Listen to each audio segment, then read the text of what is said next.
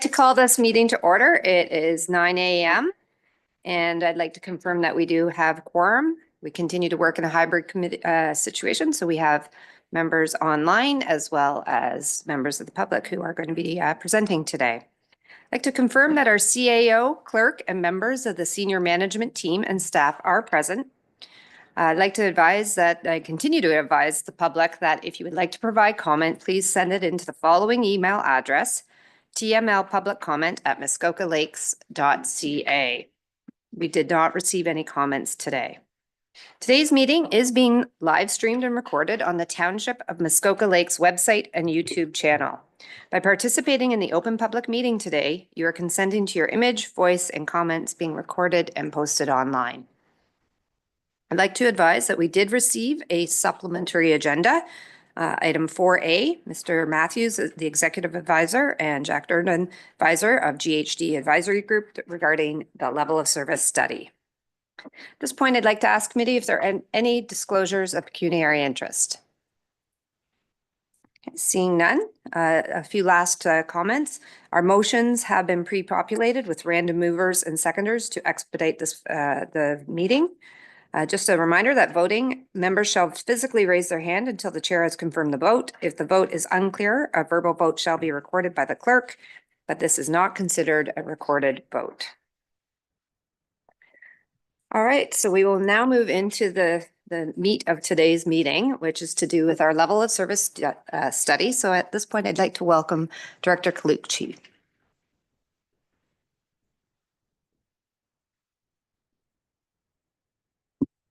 Well, good morning, committee, and thank you, Madam Chair.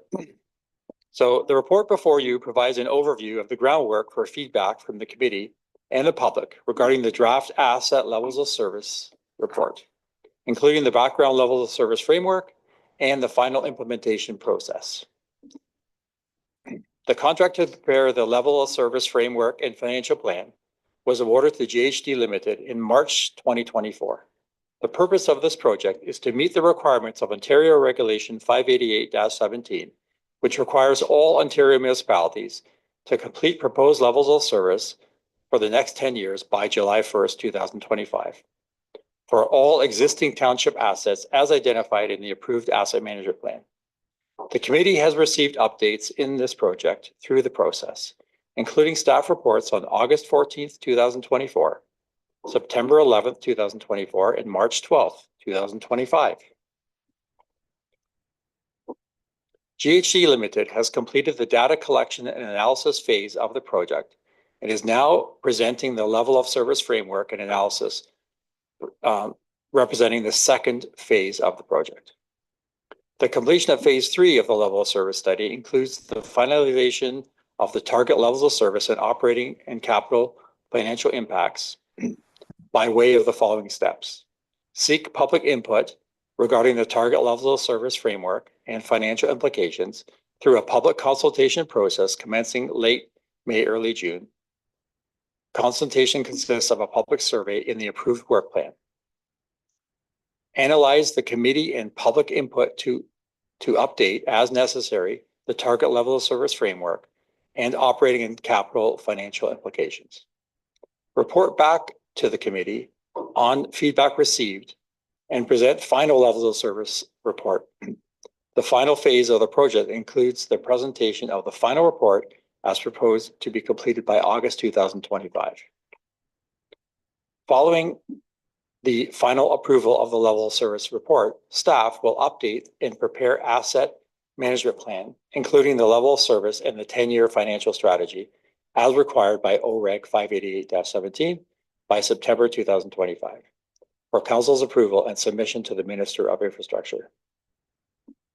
The attached report contains technical levels of service measures for each service area. Township staff provided input to the process as subject matter experts, and you'll see in the report subject matter experts referred to several times, and that is just referring to the staff within that service area. And staff provided the current performance utilizing existing data and provided the target performance considering resident, user, regulatory, and staff inputs. We are proposing that committee make the following recommendations: the draft asset level of service report be received, that staff be directed to conduct public engagement regarding the draft asset levels of service report attached as Appendix 1 to this report, and that staff be directed to analyze and report back on feedback received and presented the final asset level of service report at a future General Financing Committee meeting. And now, before I turn it over to Jeff Mathews and Jack Durdan from GHD Limited to make their detailed presentation on the report, I'm happy to answer any questions that you may have. Thank you very much.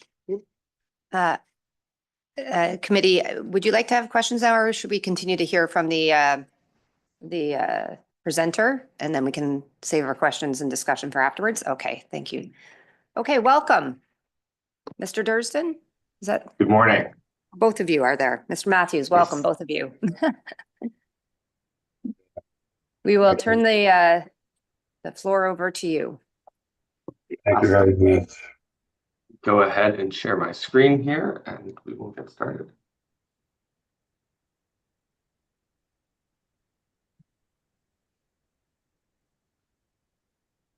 Screen sharing does not seem to be enabled right now. Is there a way to get that? Oh, there we go. Perfect. Thank you.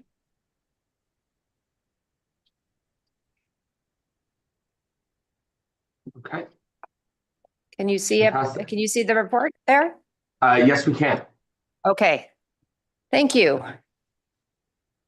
Great. We will, good morning, welcome. Thank you very much. And we're very pleased to be here to present the findings and the work today. Jack, if you could go to the next slide, please.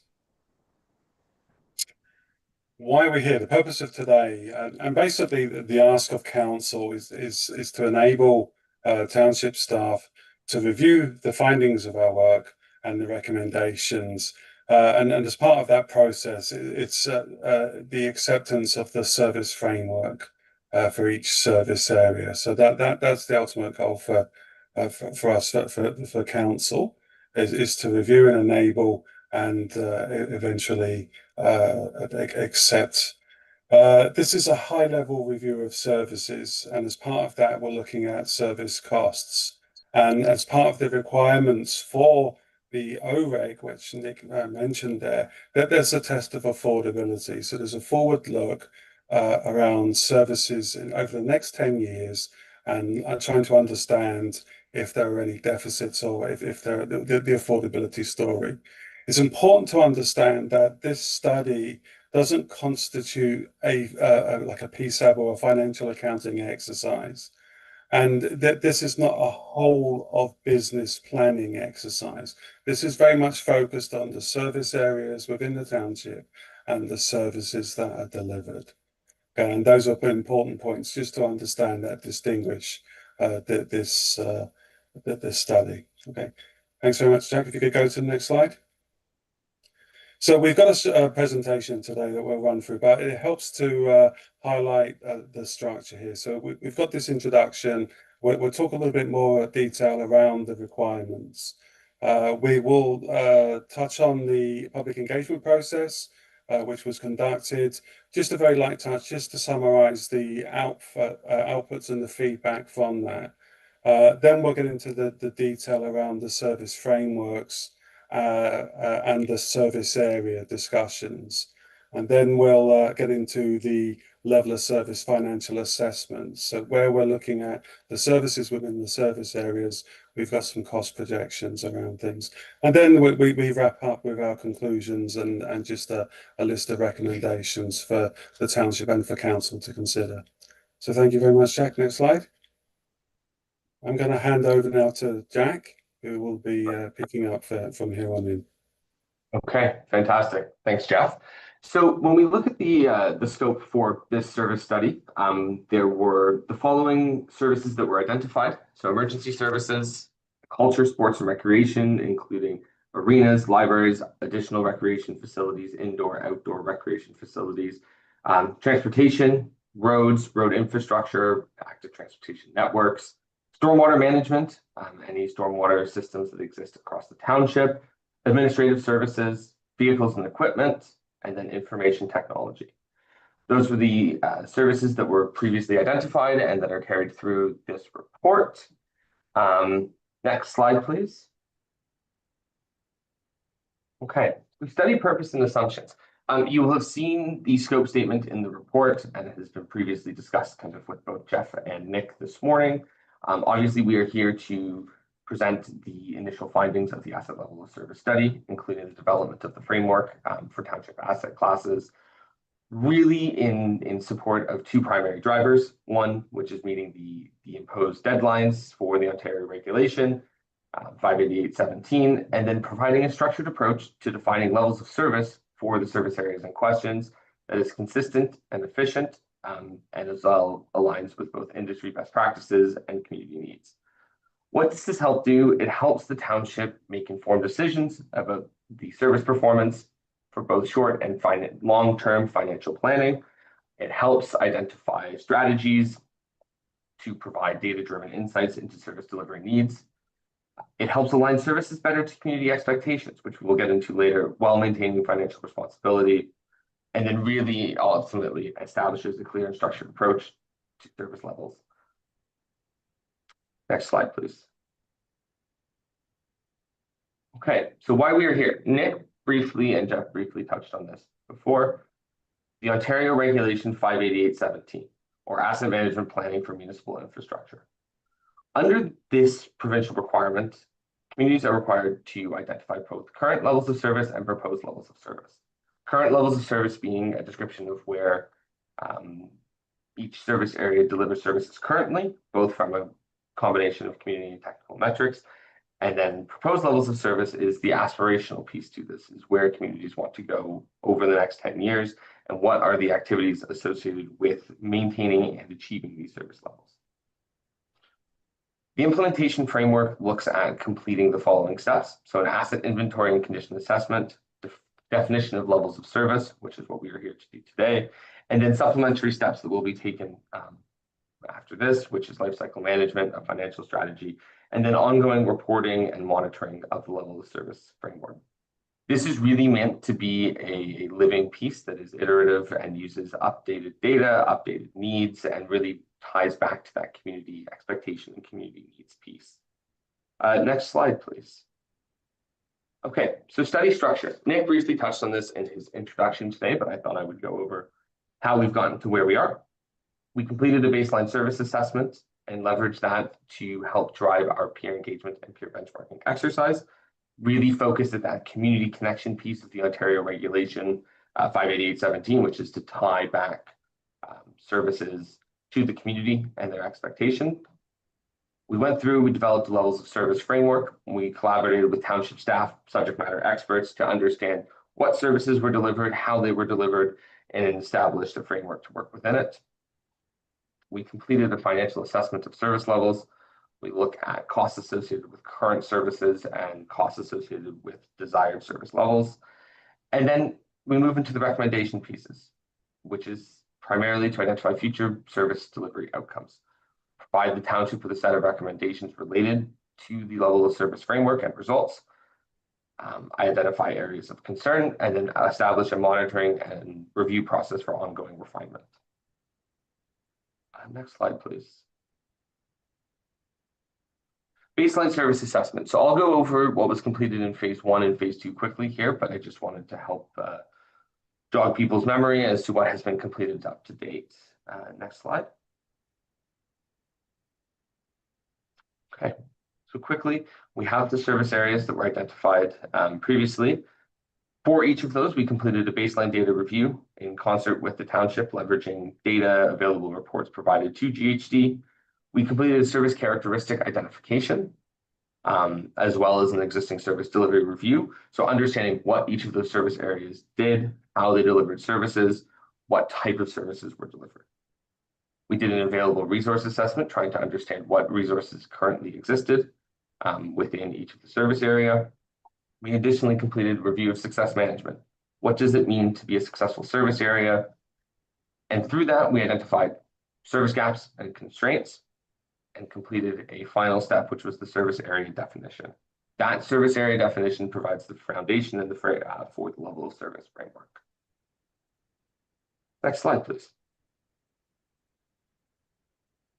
Okay, phase 2, public engagement and feedback. Next slide. Thank you. As Nick mentioned and as previously presented, a core element of the Ontario Regulation 588-17 is for municipalities to engage with their communities, to understand what their expectations are for service delivery, how that ties into financial realities, and helps understand what are long-term sustainable goals for service delivery. For that, we completed 3 steps throughout the fall of 2024, including a community open house to help communicate to residents the purpose of the study, how we were going to go about it, and what was included. The township hosted a booth at the Bala Cranberry Festival where we had over 1,000 interactions over the 3 days. And then finally, both of those open houses and festivals were supplemented with a survey and online engagement. What I really wanted to flag here was the importance of this in understanding and identifying community needs and validating what we had seen through our service assessments and initial conversations with the township. What key themes emerged and were identified from the engagement? Community centers, recreational facilities, their continued community importance, emergency and health services, improvement in services, infrastructure needs, the desire for additional community-based infrastructure, and then finally, financial considerations, the costs associated with the delivery of future and current services. An interesting thing to flag here from our findings was the township, from the residents' perspective, their willingness and ability to understand that taxes are directly tied to service levels, particularly in their desire to maintain or enhance service levels. Next slide, please. Jeff, I'm not sure if you're saying something. We can't hear you very well. Can you hear me now? We can't hear you if you are. How about now? Can you hear me? Yes, we can hear you now. Thank you. Thank goodness. If we could just quickly go back to that previous slide, there's a couple of points that are worth just emphasizing. The engagement process overall was a fantastic success story. It shows and identifies themes that you would expect from a community. Importance around health and emergency services. Health wasn't in part of our scope. So although they're flagged, we acknowledge them, but they're not part of the scope of this study, if you like.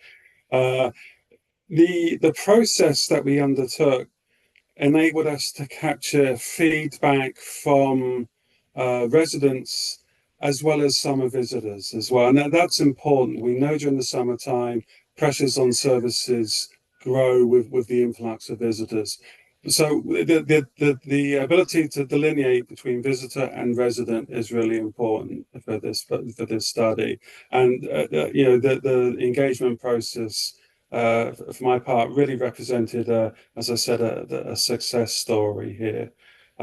It shows that the community values its quality of service, and it understands that quality of service is not free. If you look at the responses there, so this is a powerful message that came out of this study. Okay, so thank you very much. I'll hand it back over to you now, Jack. Fantastic. Thanks, Jeff. Next slide. Okay, so now we're into phase 3 and phase 4, which is the service framework development and how we got to where we are today, as well as the financial assessment. So I'll start with the development and scoring piece of the level of service framework, how we got to where we are. The primary drivers behind the development of levels of service was 1, regulatory compliance, which we've reiterated already today, the Ontario Regulation 588-17, which does mandate certain levels of service within certain core municipal assets. The other piece is municipality-specific considerations, and this is really where the unique piece of the township comes into play, leveraging our conversations with township staff at the start, leveraging the outcomes from the public engagement to help understand what those services that are delivered are and how do we incorporate that engagement and those outcomes into our service levels that we have worked on. Performance scoring and target setting. We worked with township staff to understand these services and what their current performance is. This was a consistent approach to help provide a set of services across service areas that are understandable and digestible. We worked to identify the service areas and the measures that are associated against these standards, leveraging the data that was provided to us at the outset of this program. We confirmed that data with subject matter experts and provided alterations where it was required. And then we really leveraged the SMEs to help us support target performance levels. Where did the service area want to go? And what were those levels? What would those levels look like? Sorry.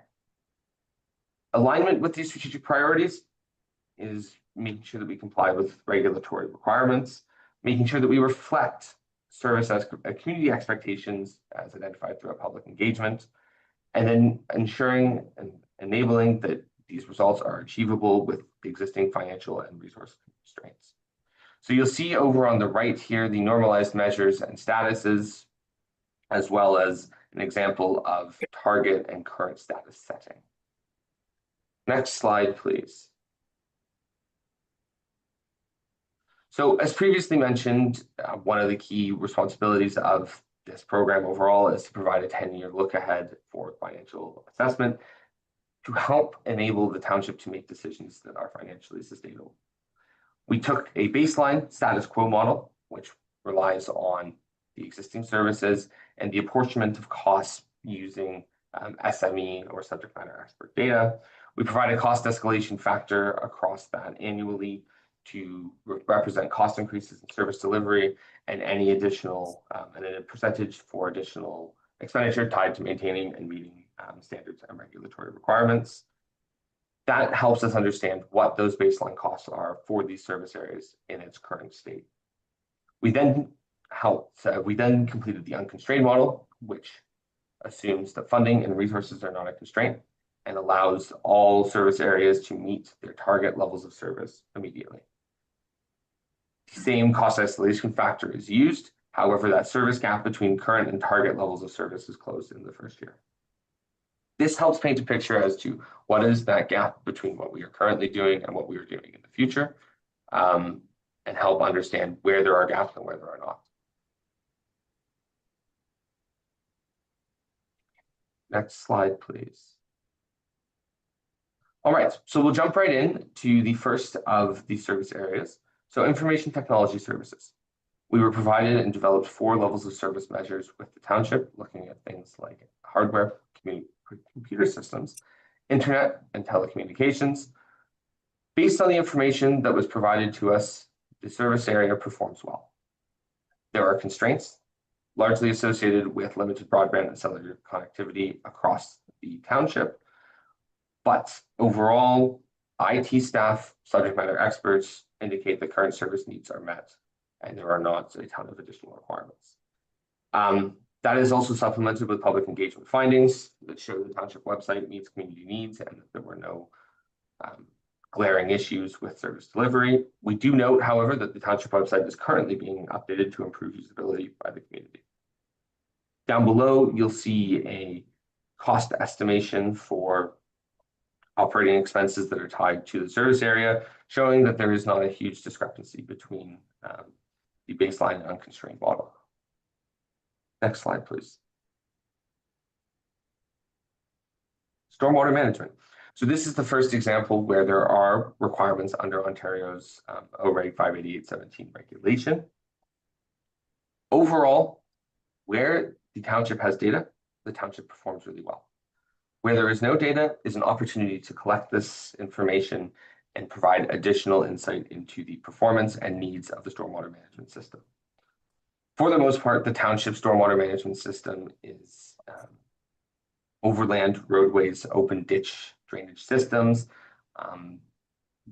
With the need to capture more data, will help better understand kind of the current state and where the service level needs to go.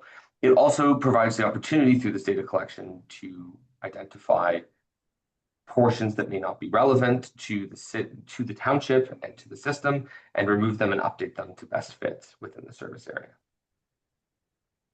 I think a big thing to flag here is that This is the first generation, as we discussed earlier. This is an iterative process. This will evolve as more data is collected and as the service area is better understood. As that does happen, these target measures may change, as well as their performance as data is captured. Next slide, please.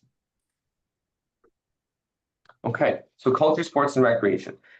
You'll notice that this slide is broken into 2 slides to reflect the large scope of the service area itself. So the first portion focuses on arenas, sports facilities and fields, parks, trails, and playgrounds. Overall, the service area performs adequately. It is okay. I don't think this comes to a surprise as anybody that the certain assets are in need of repairs and upgrades. There are issues with legislative requirements, specifically the AODA compliance. However, the township is making progress to it. Those pieces are not necessarily required to be implemented immediately, but are important things for the township to aspire to meeting. One thing to flag here is the importance of community culture, sports, and recreation assets to the community. This was very much so reflected in community engagement across all different engagement types, and really is an important piece of the township's fabric. Next slide, please. Okay, so continuing on, recreation facilities, cemeteries, community centers, and docks and wharves. Again, same story here, which is the service level is performing okay. There are some places where services can be improved to meet either regulatory requirements or actions or directives from the township themselves. This is understood. The current state of certain assets is also very well understood. Those changes will come over time. The other thing to note here is that there is, from our understanding, a building condition assessment to take place in the near future within the township, and that'll give the opportunity for these levels of service measures to be justified, updated as needed to reflect any of the outcomes there, which represents that data improvement process that we go through in establishing these levels of service and then keeping them updated to the requirements of the township. Down below, you'll see the baseline and unconstrained cost for culture, sports, recreation assets. This is an example where you do start to see a deviation between the two as to how the township moves from that baseline to that unconstrained model. Next slide, please. Okay, so continuing on and rounding out, culture, sports, and recreation, we have library services. So we have 5 measures that were identified through consultation with the librarian.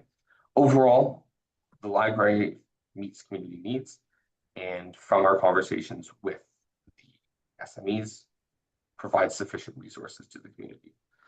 This also represents a great opportunity to update and understand the exact condition of the facility through something like a building condition assessment, and make sure that we are capturing the current state of the facility itself.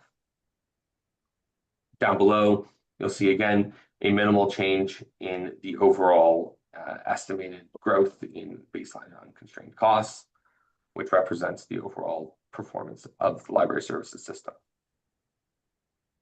Next slide, please. Okay, vehicles and equipment. So vehicles and equipment, as I'm sure many of you understand, are a critical piece for service delivery in the township, recognizing both its general size and requirement for the facilitation of services to be delivered across quite a large area. Overall, the service area, per the information provided to GHD and in consultation with the township SMEs, performs well. There are some areas that require attention, but based on legislative requirements, the township performs well in terms of its ability to meet its requirements for maintaining its fleet of vehicles and equipment. Next slide, please. Transportation, roadway assets. So I do recognize that this is something that is a common concern that is brought to the township. Per our work with township staff, we've completed these service assessments on the right-hand side here. So when we look at the services that are required either from the OREG 588-817 or service measures that are fit for purpose within the township itself, they perform very well. I would like to make note here that some are color-coded based on their performance, others are not.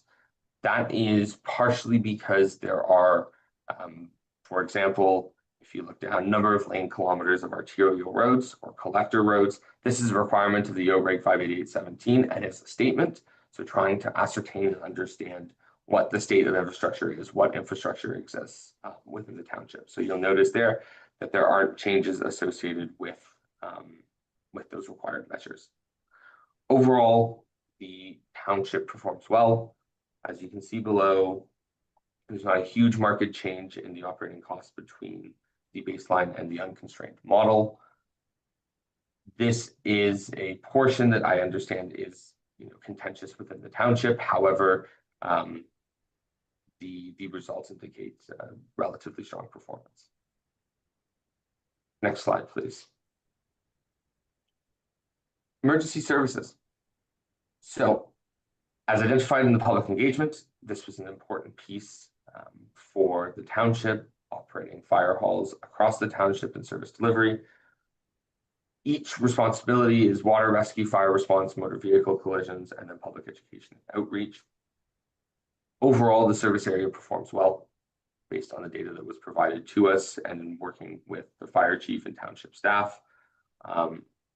There are some obvious constraints with the current state, which is the number of fire stations, the condition of fire stations, and that knowledge will be improved based on building condition assessments and additional studies that have taken place. Target service levels are consistent with NFPA standards for equipment, and that is set for how we achieve the target performance or how the township achieves the target performance that they set out to. Next slide, please. And finally, we get to administrative facilities. So this represents the administrative building or township hall, the health hub, public works buildings, and then fire halls. These play a really important role in the facilitation of municipal government, service coordination, and public interaction. Again, this probably does not come as a surprise to the township. The current state of assets is adequate and is okay.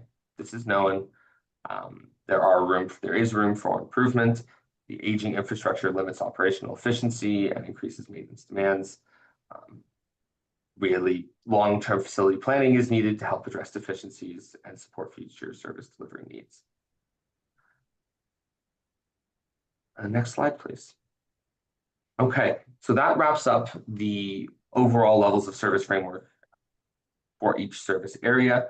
What we wanted to do was try to communicate that step change that is associated with each service area reaching its target performance immediately. So that graph on the right here shows there is a discrepancy. There is a step change required in order for the township to meet the service levels that they have set out to achieve.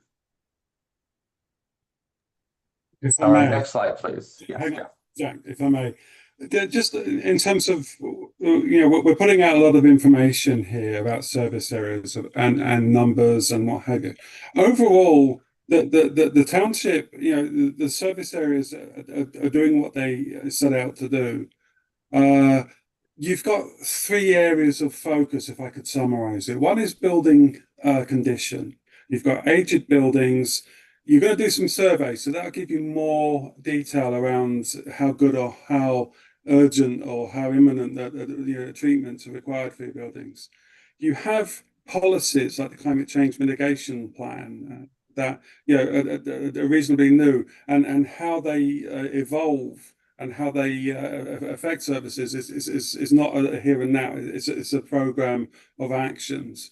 And then there's the data side of it. It's collecting data where you have data gaps to help inform future iterations. So overall, that's how you can think about your services, in the service areas. You're doing what you set out to do in terms of what your requirements. What the graph here sets out are two stories. The light blue, or the bottom line, is the current service quality or the current performance. Now, as a township, through discussion with township specialists and service area key staff, we're setting a target, a service quality. So the difference between the two lines, the upper and lower, kind of reinforces that message I said at the start. So service comes at a cost, and so there's a decision about how do we close the gap between light blue and purple, the baseline and the unconstrained. And that's the sort of discussion piece and the recommendation moving forward. In some instances, we don't need to. In some instances, we will need to. So that just to help the sort of awareness and the understanding, really, the service area review has enabled us to understand the service quality required, and it's enabled us to compile these two model projections here that basically give us the starting point, the baseline, and where we aspire to get to. Okay, thank you, Jack. Thanks. Okay, conclusion. So the outcomes and recommendations. Next slide, please. So as mentioned in the reports, the following 3 themes is what we want to focus on. The community values the services that are delivered, but has concerns about the state of infrastructure and access to additional services. Under the current service delivery model, services are affordable, but based on what we know of the service areas, the services, and the assets within the township, there's a potential for a significant investment required to meet long-term needs. The community also suggested the potential for financial instruments, including slightly higher taxes for maintaining or improving service levels, reflecting their understanding of the need for financial sustainability and long-term planning and health for township assets. This framework really helps describe where the current status is of the township, where they want to go, as well as complying with provincial requirements, as we previously discussed. These frameworks have been tailored to meet the unique needs of the township, while also capturing those provincial requirements to help the community and help the township understand where they are and where they want to go. I will close out today with a set of recommendations that is also included in the report. So next slide, please. Okay, so we've got 8 suggestions here, recommendations for council. Council should adopt the levels of service framework developed and incorporate it into the township's asset management plan. This is a key function of completing this asset level of service study. Council should review the current and target standards and agree on an acceptable level of performance for future service provision. Outcomes can include maintaining recommendations, lowering expectations on service quality, and lowering ratings on excellent performance where unachievable and necessary. The township should aspire for an overall good performance rating for service areas where appropriate and in the absence of legislative mandates. The township should leverage its anticipated results of the 2025 building conditions assessment to revisit the appropriate technical levels of service and adjust service standards according to survey outcomes.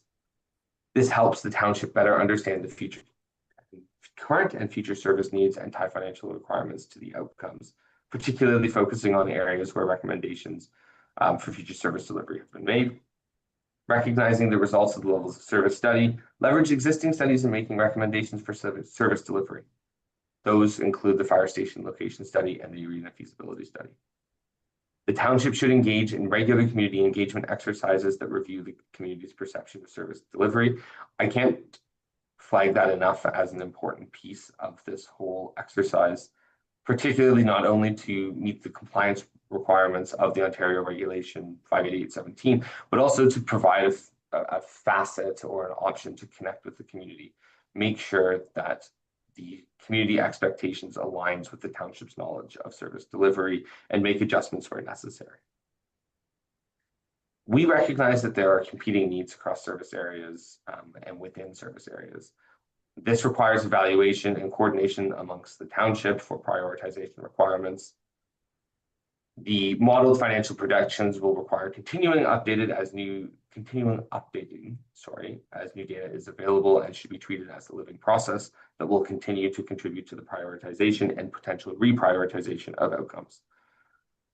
It is recommended that the township consider developing a level of service data management plan that enables data to be collected and used in support of service areas' LOS data needs.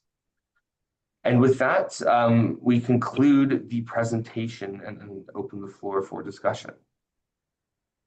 Hey, thank you very much. Excuse me. Committee, before we get to questions for the consultants, I'll just turn the mic back to Director Colucci if you'd like to add any further comments. Thank you, and through you, Madam Chair. So, this was a lot of information, and, you've had the report to review. So if there are any questions about a specific service area or, any of the conclusions, we can talk about it now. I just wanted to say that, this report doesn't include the capital recommendations. So the idea will be that we will be coming back at a later date with the capital recommendations, based on the input we received today and from the public. And then, we'll represent all of that.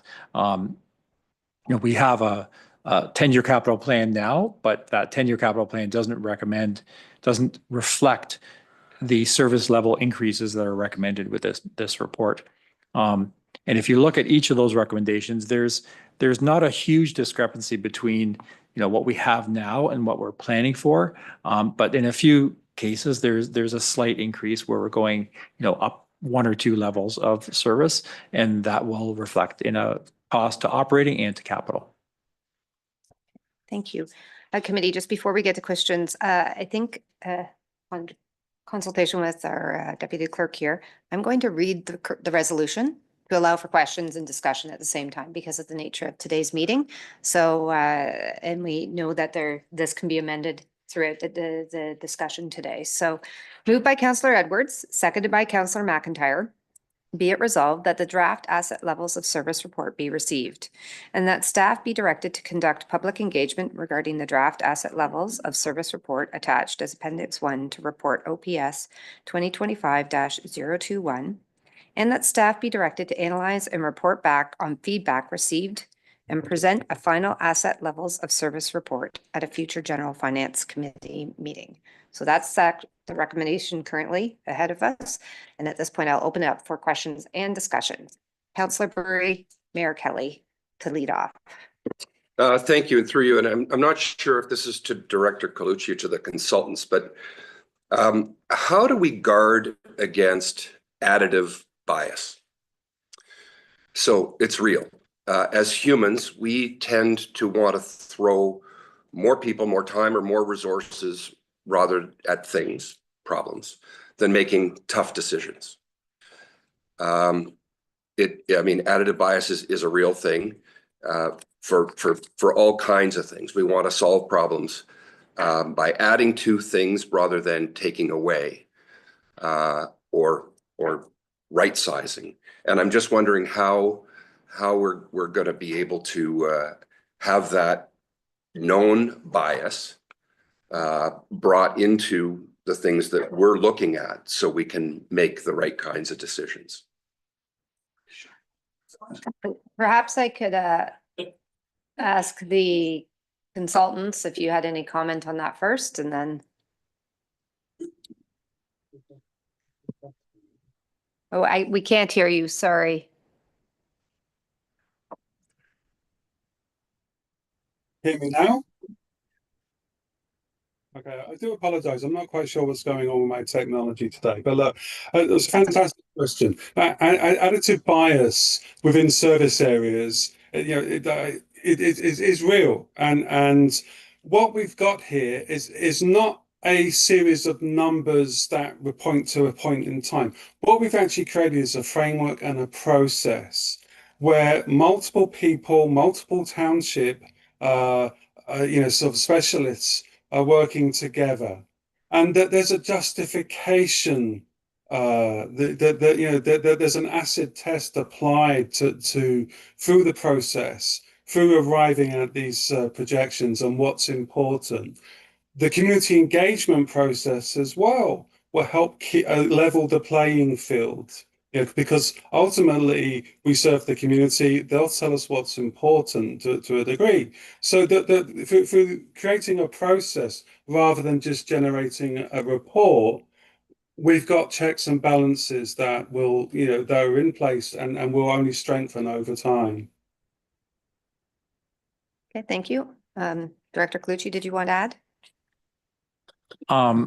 I guess I can add a little bit to that just by saying that, if you look at the studies that we've done to date, so we did a fire location master plan and we did the arena plan.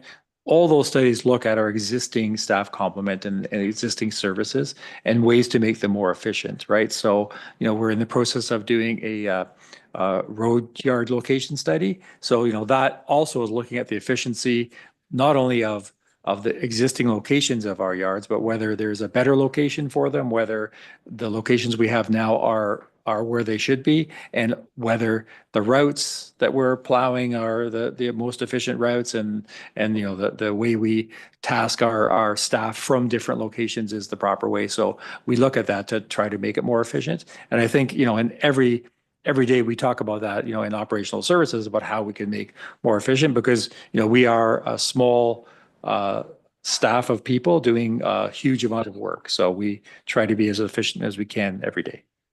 Thank you. Mayor Kelly. Thank you. And first, I was just hoping to offer a potential answer to Councillor Burry's really good question.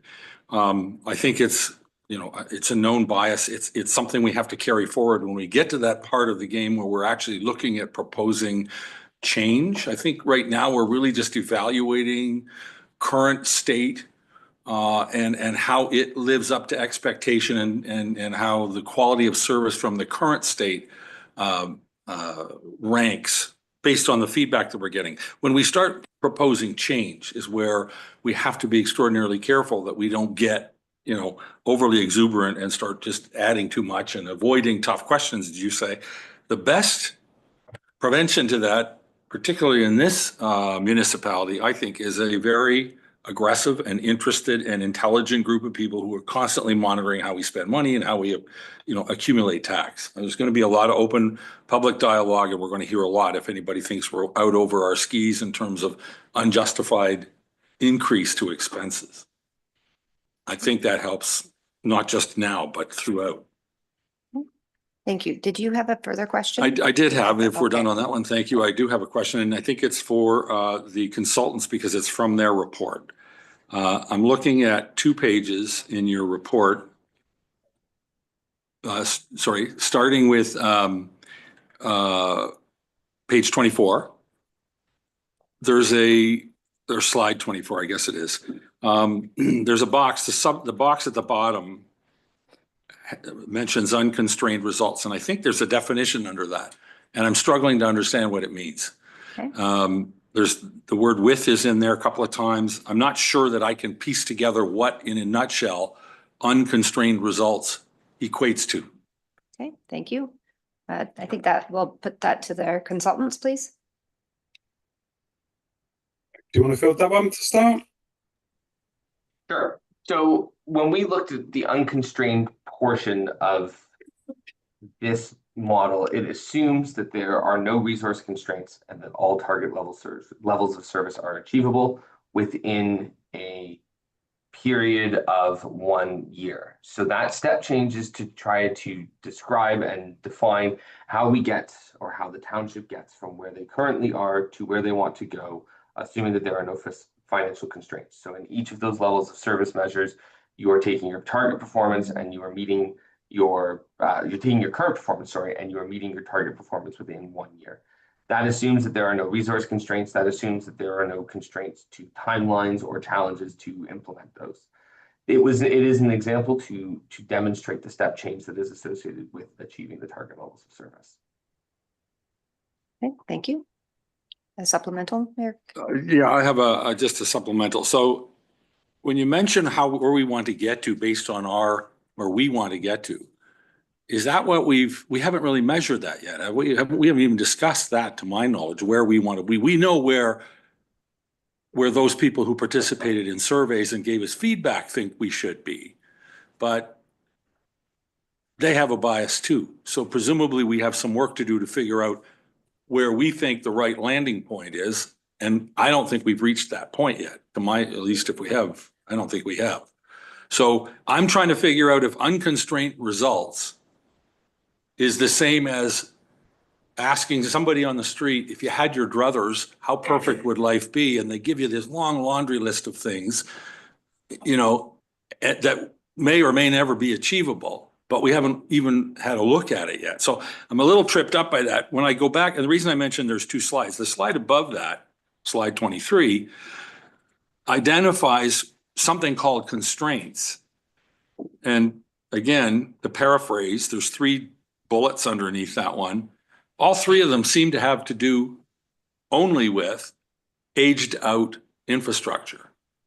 And I'm not sure that that's, first of all, is that what that really means? I think that's what it means. We have this aging infrastructure of deteriorating ability to get the job done.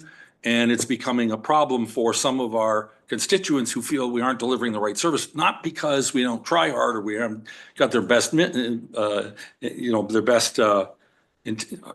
best of intentions. It's because we are dealing with aged out stuff that we need to take a hard look at. How do we compensate or how do we improve the level of service, assuming we wish to, and I am assuming we do. So here's what I'm getting to. When you talk about unconstrained, to me, that sounds like somebody's best wishes ever. In the perfect world, how would you receive, how would the snow get plowed on your road? First, obviously, nobody wants to be the second road plowed. Everybody wants to be the first one plowed, and they would never leave a furrow at the end of the driveway and blah, blah, blah. But when I look at what the constraints we're actually talking about, it's not that. It looks like it's just stuff where we're limited by aged out infrastructure, unless the constraint on that slide is different than the meaning of the constraints that we're talking about on the next slide. Sorry, that's more of a word salad than I meant to make. I'm just trying to link those 2 thoughts and find out if unconstrained service means just get the aged infrastructure out of the way and everybody's happy. Okay, to our consultants. Fantastic observations. What we're really describing here, you said that those sort of targets that they haven't been tested in the community. Well, through the engagement process, we've asked what's important, and you're right. We've got the current performance, but we've also worked with township staff to come up with the target performance and put a sort of indicative cost around what that means. As part of the next sort of consultation, we're suggesting that that is put forward. What do we need to do? This is what it looks like. But with the initial consultations with the public, we didn't have that information yet. So we were asking them what was important and getting feedback from them around services. Now we have more definition around what that gap looks like. We can go back out for feedback. In terms of the constraints and aged out buildings, the biggest, I think really it's the capturing the areas that represent the biggest potential future cost.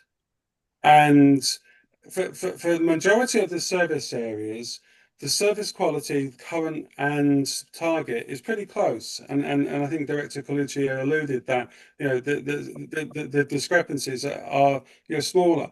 So really, you can distill down the major decision points or decision windows will focus on the buildings. So they represent your biggest impact on your future service quality and biggest potential costs. Okay, thank you. Thank you. Councillor Kent and then Councillor Zavitz. Thank you, Councillor Mazan. My question is on page 24. I don't know if you could put, it was really, I was just trying to get into the nitty gritty of it. And I know these are preliminary numbers based upon the assumptions you've made, but it was the concept of the numbers that I was trying to understand. And if I look at this, and I don't know if you want to put it back up, but it looks to me like you're saying there's about $1 million variance between what you're calling baseline and unconstrained almost every year, which would mean that unless I'm completely misreading this, that over a 10-year period, you're saying we need about $10 million of extra funding to achieve the unconstrained, which of course is a decision. Do we want to be at 75 or 80%? Is that the right place? Which was Mayor Kelly's comment. But correct me if I'm reading the numbers right. Sometimes you say annual, sometimes you don't. It's hard to tell which ones, what you're talking about in some specific cases. Okay, thank you. I think we'll go back to the consultants. Not sure Yeah. who would like. So that is the intention, is that there is a step change that is associated with year one. And then that is carried through at the same annual growth factor that we had applied of 4%. So your costs grow in lockstep post that, but you have that variance over those years, is that you would have to continuously invest those dollars. But so am I right to say that it's a little over $1 million every year, accumulating up to about $10 million extra over the 10-year period? Yes. And does that does not include, that includes, based on our 10-year plan, investment in arenas and some of the big places, but it does not include replacement of any of those facilities. So this focuses on the operational cost associated with it. As we previously mentioned, the capital piece to this, including investments, new facilities, upgrading of existing facilities, is will be captured following this. So sorry, this is $10 million of operating expense, and then there will be another $10 million of, or 50, whatever it is, of capital, is what you're saying? Correct. That is the anticipation. But we don't have that piece, so this is a very preliminary. This is only half this picture, at least. So perhaps I can ask Director Colucci to add, I think in the report and what you had alluded to is the missing information in today's report is the capital. Right. Yes, And my point is just that it's not a very large number, Councillor Mazan. Correct. Yeah. So I just wanted, let's let Director Colucci add a comment. Right, and through you, Madam Chair. So yes, the asset management plan recognizes that there is a $149 million capital deficit in our asset management plan. So, we're not recognizing that in these plans. This is just the operating cost to increase the level of service, right? And then, tied to this will be a capital plan. We already have a 10-year capital plan. And we also recognize that for budgeting purposes, we can't spend $149 million this year to bring, all those assets up to date. So, it will be a phased in process. And that's why we have a 10-year capital plan. And we will be continuing that plan. As far as the amount per year, if you look at the chart, the first year is 0.8 million and the last year is 1.2 million. So it's sort of a sliding scale. So it's on average about $1 million per year of additional operating. But bearing in mind, that's the unconstrained amount. So the unconstrained amount is if we do it all in year one. And obviously, when we apply this to our budgeting process, we will be phasing that in over a number of years. So we're not going to try to achieve our target level of service in year one. We'll be phasing that in through a number of years. So it'll be spread out. And that's the next part of this, is applying it to the budget and interacting it with the asset management plan. Can I just have a follow-up? Supplemental? Yes, please. Thank you. That's helpful, Director Colucci. My point was just, if you did it all day one, it would be $10 million, but it's somewhere between 5 and 10, depending on how you rolled it out on the operating side. On the capital side, does the operating expenses that are anticipated in that general outlook, how does that tie to the 149 million, or do we not have any idea at this point? They're directly related. Okay. Director Colucci? So through you. So we haven't completed the analysis of the capital portion of it.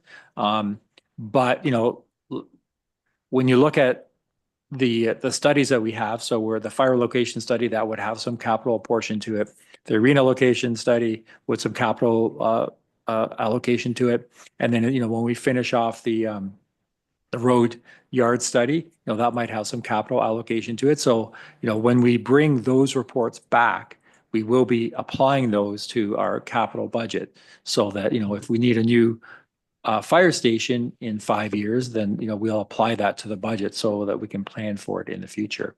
And the current capital budget does look at the $149 million deficit and does bring some of those things up to date. Like this year, we have a couple of bridges we're doing, right? We have some roads we're reconstructing. So all those are part of that capital plan, and to try and bring more of our assets up to a higher level, right? So a higher condition level. I guess the only question for you is that the 10 million doesn't actually tie. So it's really, it's done based upon these percentages of achieving a certain level of service, but it's not based upon achieving that level of service given some capital assumptions. So I don't actually know how you could have calculated that number without the capital side, which drove the operating side. But I'm being analytical. I know this is a high level planning tool, but the numbers don't tie unless I'm missing something. Director Yeah, Pecci? so through you, Madam Chair. So, GHD did look at the capital costs and they looked at the operating cost. We're just not presenting the capital portion yet because we wanted to get input on these proposed levels of service first. And then once we get the input and the idea of that, and then, there is an estimate for the operating cost for each one so that, the residents and council understands that achieving this target level of service will have a cost associated to it. When you look at capital expenditures, capital expenditures can actually reduce the operating cost, because if you build a brand new arena, the cost to operate that arena will be less, right? The maintenance cost, the staffing cost, all those things could be less. But, we can't look at that as part of this because we're dealing with the current bucket of assets that we have. So we have assets now and we have to maintain those assets. So our 10-year capital plan looks at maintaining the assets we have, and the 10-year operating plan will look at maintaining the current assets. And as we update assets, so if we build, say, a new fire hall or build a new arena, then we'll reassess those operating costs based on that. And same with, if we change where we have our public works yards located, then that might change your operating costs because we might be able to reduce it based on efficiencies. Okay, thank you. Okay. Thank you. Councillor Zavitz, Councillor Bosenworth. Thank you, and through you. So I certainly view this report, I guess, as a status update for what do our customers expect, and I guess what I'm looking at here is receiving this report in the generality that it, I think there are some things here. We talk about taxes, and the taxpayers have received a 25% tax increase in the last 2 years, and yet the report would have you believe that there is still an appetite for a fairly significant tax increase, so that there could be perhaps a perception of a increased service level. And I think that this certainly helps inform us as we look at these master plans. But I think that this is a great report as a status update. I think we've checked off some boxes here, and I'm certainly looking forward to how this informs the other things that we have to do. But I'm not looking at this and being very critical of this particular report. It's no surprise that you'd always want more pickleball courts, you'd want smoother roads, yet, I've been in Kitchener and London and wherever else. The roads, trust me, the roads in Ontario aren't that much different than the roads we have in Muskoka.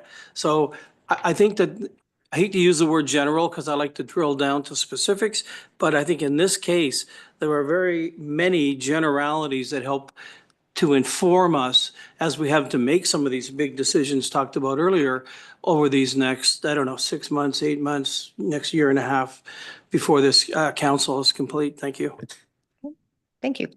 I don't think there was a question in there. It was more a comment. Just correct? Okay, Councillor Bosemuth? Thank you. Excuse me. Thank you. And a couple of questions. So back on the topic that Councillor Kent was on, to Director Colucci. So what is the assumption on capital spends in this report? Is it our current capital plan? Director Colucci? Yes, through you. Yes, so that's they looked at the current capital plan. And they also looked at the asset management plan, as a whole, right? Showing with $149 million shown in there. But they did look at our current capital plan and use that to represent these numbers. Okay.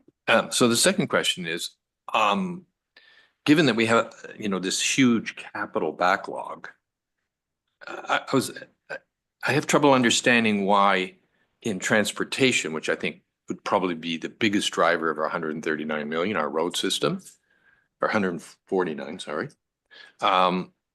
The estimated cost, the difference between baseline and constraint is only about $100,000. And so help me understand why only $100,000 would get us on an operating cost to a satisfactory level of service, assuming our current, like what sort of things do we need to spend on? Because it doesn't seem like we have to spend an awful lot more on the operating side, and maybe it's just completely capital dependent. Okay, Director Colucci? So through you. So yes, the expenditure on the operating side doesn't appear to be a lot, because, when we look at the current and target performance rating, there's not a huge difference between the current and target, right? So there's a couple that changed. The first one, the number of bridges that have load restrictions. So right now we're at 17%. The goal is to be at 0%, but that is really more of a capital expenditure, right? Because when we reconstruct a bridge, then it's not load restricted anymore, right? Once we build a new bridge, it's not load restricted. So, and that's already in our capital plan. So the idea is that, that would improve by capital expenditure, and the operating cost would actually come down once those are reconstructed, because, maintaining a new bridge costs less than maintaining an older bridge, right? And then, some of the other ones, the percentage of roadway structural culverts in good or better condition, right now we're going from, 65 to 85. Well, the same thing, that's more, it is an operating cost because, as we replace culverts, we do them when we reconstruct roads. And, if someone complains about their culvert, we replace it. But that will come down to an operating cost because we have to purchase more culverts and have more staff time to replace those culverts. So it's a straight line calculation, and through the budgeting process, that's when, the staff will have to, have a more detailed analysis of that, right? So how are we going to get from, 65 to 85, and how many culverts do we have to change? And, over the next 10 years, how much more work do we have to do? So, this is a general idea. And then, as we do our budgeting in future, it'll be more specific for each one, right? So in each category, not only transportation, but recreation, they all have the same type of changes. Okay, another question? Yeah, if I could just have a follow on that. So this report assumes our current capital plan. Our current capital plan addresses some of the 149 million backlog, but not all. Is that correct? Sorry, the 139, this plan assumes our current capital plan, or this report assumes our current capital plan, which in that current capital plan, it addresses some of the 149 million, but not all. Is that correct? Right, through you. Yeah. Yeah, so that's correct. That All our right. current capital plan doesn't address all of the 149, but addresses some aspects of Yes. that 149. If we could magically spend all of the 149, would the numbers in this report actually go down? Okay. Through you, generally, yes, that would be the assessment. If we renewed all of our infrastructure now, then, our operating costs would go down. So, we would, and naturally we'd achieve a higher level of service by having new assets, right? So if we repaved all the roads, built all new bridges, right? Built 2 new arenas and whatever, then the level of service go up. Because obviously, that our assets are aging. A lot of the arenas are aging. They're at or near the end of their useful life, and a lot of our roads are actually aging at a very low pavement condition index. So every time we renew some of that infrastructure, that level comes up, right? And if you recall the road needs study, the average is, I think we're at 69 pavement condition index, and the goal is to be at 85. And the only way to do that is to reconstruct roads, right? So as we reconstruct roads, the average will keep going up. Okay, one more. If you could, just one more. Mhm. The desired level of service has, I believe, are set by 2 standards. One is the opinion of our subject matter experts on staff, and the other one are sometimes outside organizations, whether it be province or engineering standards. Is that correct? And through you, so when we set those target levels, we also looked at the input from the ratepayers. So we had the survey and we looked at that input from ratepayers, and we also looked at the staff opinion, right? So looking at the road staff who are working within the roads and the arena staff and park staff. And then, we did look at the regulatory requirements. So, some of them are actually fixed by regulatory requirements. So yeah, all of those things we looked at to set those target levels. Okay, thank you. Mayor Kelly, Councillor Nishikawa. I think Councillor Zavitz covered off my comment. Thank you. Okay. Councillor Nishikawa, then Councillor McIntyre? Nope, just Councillor Nishikawa. Okay. Oh, wait a minute, sorry. Not sure what's going on anymore. Councillor. Thank you.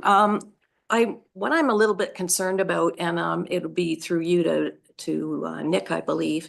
And you may not be aware of this, but while I've been on council for the last 2 terms, we haven't actually had a discussion about the service level. And I'm not sure if today is supposed to be about that, but if I was to use roads as an example, or bridges. So for instance, if we're replacing bridges, where does the historic value and those kind of considerations come into play with staff? Because quite frankly, in some of the cases, we could be wiping out history in a community if we just replace it with the standard, what you saw, 5 hours from here sort of thing. And I guess the road thing, we noticed a difference in service level under the past director that was never discussed. And so it was kind of surprising and concerning for residents to not understand what's going on and be told after the fact that, for instance, the quality of their road was being downgraded. But we never answered them. So I'm kind of when are we discussing those kind of issues? Director Colucci? Okay, so through you, I guess the first question about bridges. So, when we go to reconstruct a new bridge, there is an environmental assessment process, and part of that is actually looking at the heritage of the bridge. So, so if there is any heritage aspects, then, we go through that and try to preserve the heritage aspects. So there's different ways the province, so either you have to reconstruct the bridge exactly the same as what it was, with the same heritage aspects, or you can preserve some parts of it and apply it. So, in one case, I've taken parts of the bridge and actually reconstructed it into a park as like a replica bridge. So those things are done through the design process. So, as we go through, then the consultant that we retain to do that will do that heritage assessment to ensure that the heritage is preserved. And then as far as the roads, so, that concern, staff are well aware of that concern, where we have taken, in some cases, we have taken, a hard surface road that is pavement and made it into a double surface treated road. those levels are established in the road needs study. So the road needs study says, if you have X traffic volume, we leave it as gravel. If it's, between this traffic volume and that traffic volume, we surface treat it. And above that, we do high class asphalt. So, we have discussed this like as staff to look at, we're doing a new roads need study now. So we're going to look at those categories and see if we can adjust them to ensure that we pick up, all those concerns from residents that, where I know which road you're talking about, that we put double surface treatment. And, that road is planned to be slurry sealed this year. So that should greatly improve the drivability of that road because the surface treatment is a little loose at first. And then once you do the slurry seal, it looks a lot more like a high class bituminous surface. Okay, thank you. And you'd be wrong about which road, by the way. But I will say though that I think my challenge is that when do the public get to actually see and what before things actually happen? So if I was to use the bridge perspective, for instance, and just the one on Clear Lake Road, and we don't have that under the, not that the registry matters anymore, but our historic registry, we don't have those types of things listed. And so I'm not quite sure who's gonna deem it historic or not, other than the community does. And also it's in that particular situation, it actually eases traffic. There is some good reasons why things shouldn't be changed in many cases and stuff. But so it's just more, I'm really concerned of when the public actually gets to understand fully. Like for instance, I don't believe the public was engaged in the last road needs study. I used to carry around a book of the roads needs study when we, had them, and I could say, oh yeah, your road is coming up in 10 years or something like that. We don't have those things as counselors anymore. So I'm not quite clear when the public actually really starts to get to have their voice heard. So through you, as far as the bridge process, it starts with the budget. So, when we do the capital budget, that bridge will be within the budget. So, the public can engage through that process.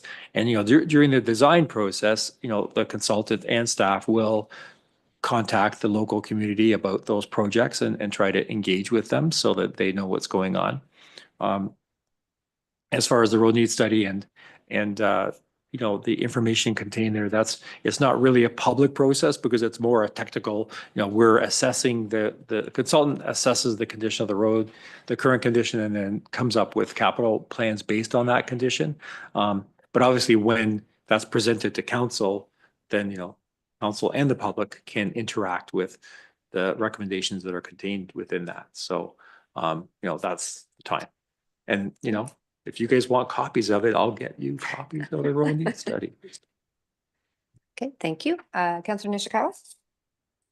So again, I'm just for clarification to you, today is just reviewing what was written in the report, that we're not actually looking at any service levels or anything right now.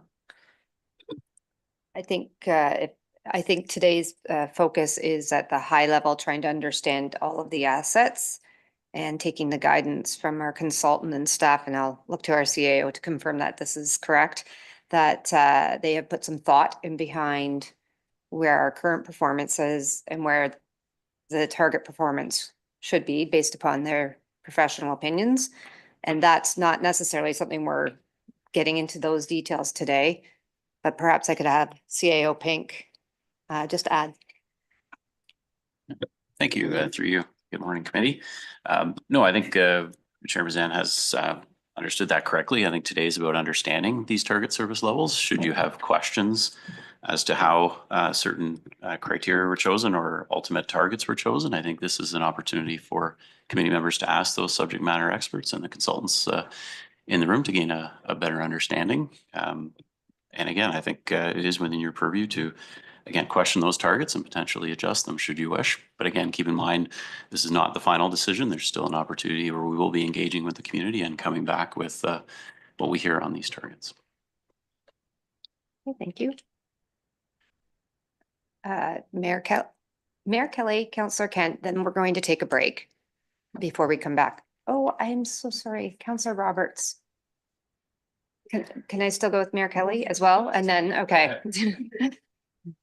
I'm trying to give those who haven't spoken yet the first opportunity. I apologize. So Councillor Roberts, Mayor Kelly, Councillor Kent. Thank you. I went through this report expecting something totally different than what we got, based on the conversations that we had at the beginning of this term, maybe at the end of the term, the previous term. But I sort of see the need for this, or I do see, I'm not going to say sort of, I know the need for this, because, and correct me if I'm wrong, we're basically saying, this is what we currently have, and this is where we really want to be. And that was developed by subject matter experts.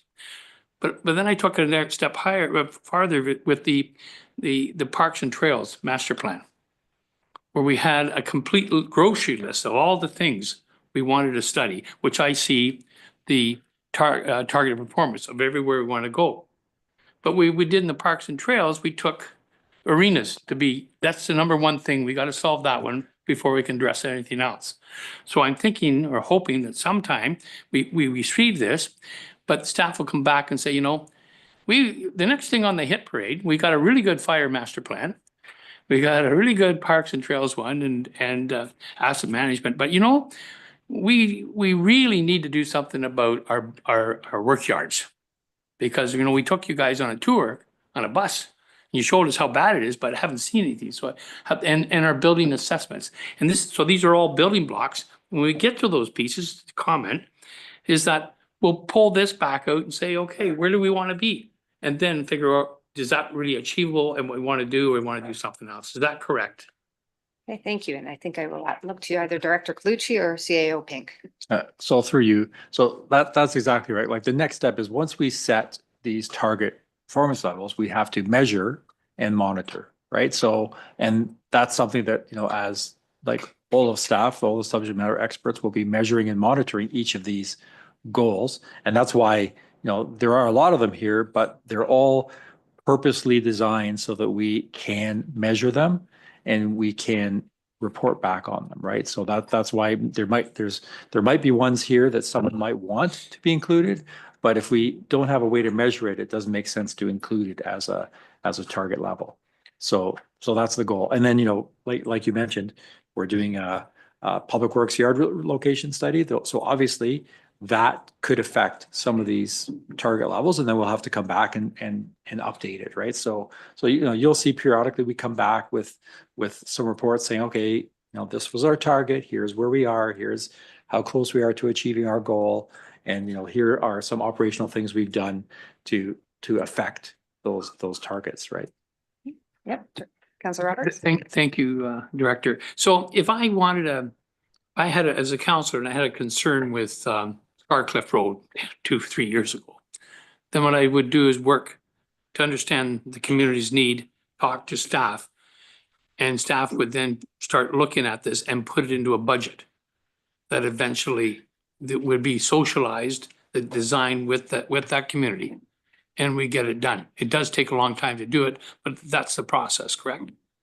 Yes, and through you, yeah. So that is I mean, you know, for capital projects, those come out of the road needs study, right? So same thing with the capital projects for bridges, that comes out of the OSIM structural study for bridges. So we prioritize that based on those studies, right? But yes, you know, a lot of that is based on, you know, the public input, right? So if we have a lot of complaints or we're going out to a road a lot to do pothole repairs and things like that, then that could trickle up to the top of the priority list. But we try to set it based on technical knowledge, right? So the road needs study is a technical report. It establishes the condition, and it also establishes a list of operating requirements and capital requirements, right? So we try to incorporate those operating requirements into the operating budget, and the capital requirements, we try to prioritize them and insert them into the capital plan, right? So, but anytime a counselor, if they thought there was a real need within their area, can work with staff and propose changes to the service levels on a particular road? Propose, I'm saying. Say thought. Again, through you. So, like, of course, we would take that under advisement, right? So we won't necessarily be able to increase the service level. Like if someone says don't plow the snow in front of my driveway, we can't necessarily do that. But sometimes, there can be small operational changes that can help the service level and, improve the experience that the residents receive. Okay, thank you. Mayor Kelly and then Councillor Kent, then we will take a break. Okay, thank you. And through you, and I will get back to what I was going to say earlier. I think went through the same thing that Councillor Roberts is feeling a little bit about this study. And similarly, I think what I'm detecting in Councillor Nishikawa, for reasons that I can't explain, I don't know why, I thought this thing was a different approach to asset management than what it is. And I can tell you, after scrambling around and asking all sorts of questions of the CAO and Chair Mazan and others, I finally realized that what we're actually doing here is a statutorily obligated filing that has to be made, I forget if it's July 31st or August or something, that essentially does two things. On its face value, it shows where we believe we are in terms of service delivery with existing infrastructure only, and where our public, not public, but where our users expect us to be or think there's a shortfall or are happy or not happy with the deliverable that we're getting. The whole purpose of this, quite frankly, and this is my own summary, having read the legislation, having read the background work that was done by the provincial government when this thing was cooked up, municipalities traditionally put this stuff on the back burner because it's expensive and it's difficult to sell politically. And the result of that is a town like Bracebridge, which is named after the bridge, which is now closed for 5 years because it's failing, because they didn't, I won't say they, because somehow it escaped the necessary attention before it got to the point where it has to be, ticker taped or whatever you call it, do not crossed, and they're having, all sorts of analysis done on what they have to do to reopen that bridge. In the meantime, they're Bracebridge-less.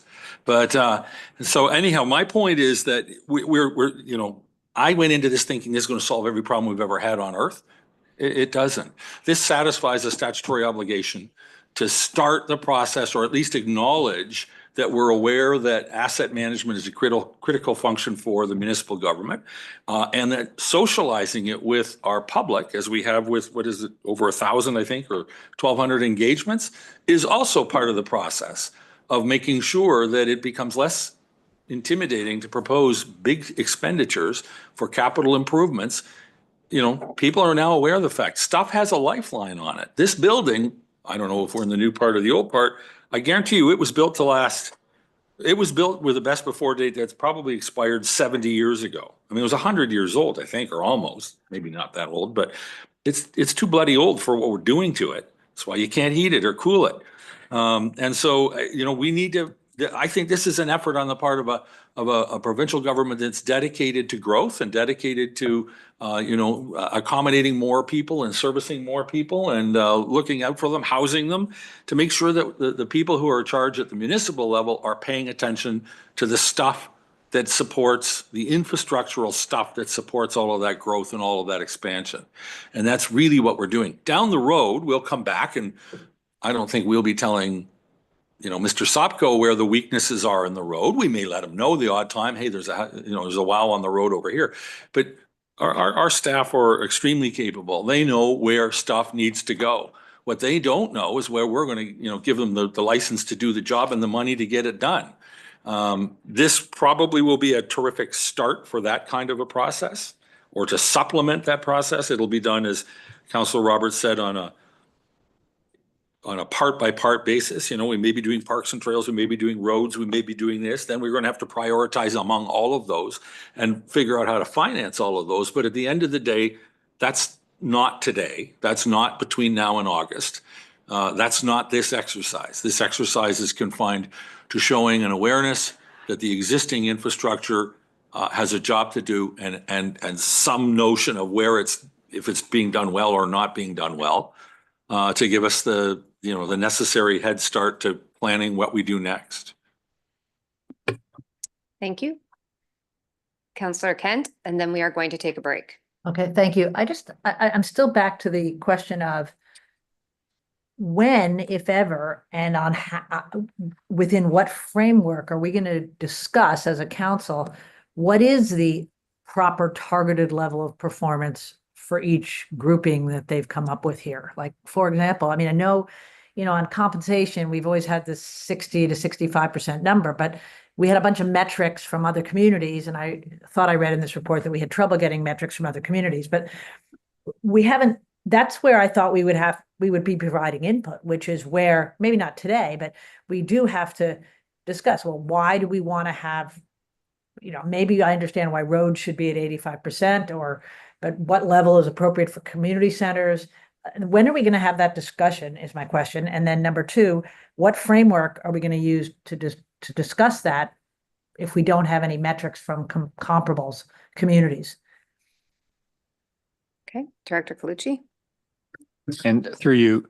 So good question. I think that, we are not discussing the specific targets at this meeting, but the idea is that we're going to have a period of time where both public and council can provide comments on that. And then the idea is we come back and look at all those comments. So if there is any specific targets that you have questions about, I mean, you can ask them at this meeting, or you can, come see me, between now and the next month or so when we bring this back, and we can talk about that. But, the idea is this is what has been proposed from the information that staff have available to them. And those are the target levels we're proposing. You're proposing then a good for almost every category. Well, not, yeah, right. I mean, so it depends on which one you're looking at. So if you want to look at information technology, yes, the current target is good or excellent, and we're proposing them all to be good. Right? So that's on page 15 of the presentation. No, I know, right. Right? So, and then if you go to the next page, for stormwater management, we're proposing good or excellent, and we're currently at adequate, good or excellent, right? So we are proposing a slight increase in that one, but generally about the same as what we're already at.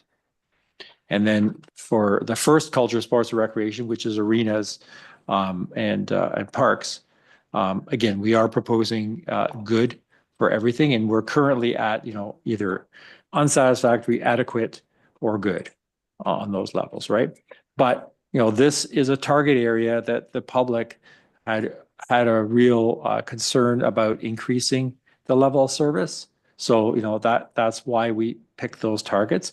And council could come back and based on public feedback, they could say, well, we can't really achieve that. Let's reduce it down to adequate. And that's up to council to come back, and if they want to address those, then they can change those, right? Isn't it more likely that you're going to have, great to say we wanted it good, but until we get the capital side of this plan to go with it, that says we need to spend all this millions of dollars that we don't have, then the target metric comes down. I mean, everybody's going to be happy to have a good standard. Why not? But it's the cost constraint. The cost constraints are going to say, well, that reality is not going to happen, or that's going to cost a lot in tax dollars that people don't want to, like, do you know what I mean? The rubber meets the road when you give them the numbers. True. Correct. Okay, so committee, I'd like to propose a 15-minute break. We'll come back and we will resume for other questions from especially those who haven't had a chance to ask questions as well. So, yeah, 10:50? 10:50.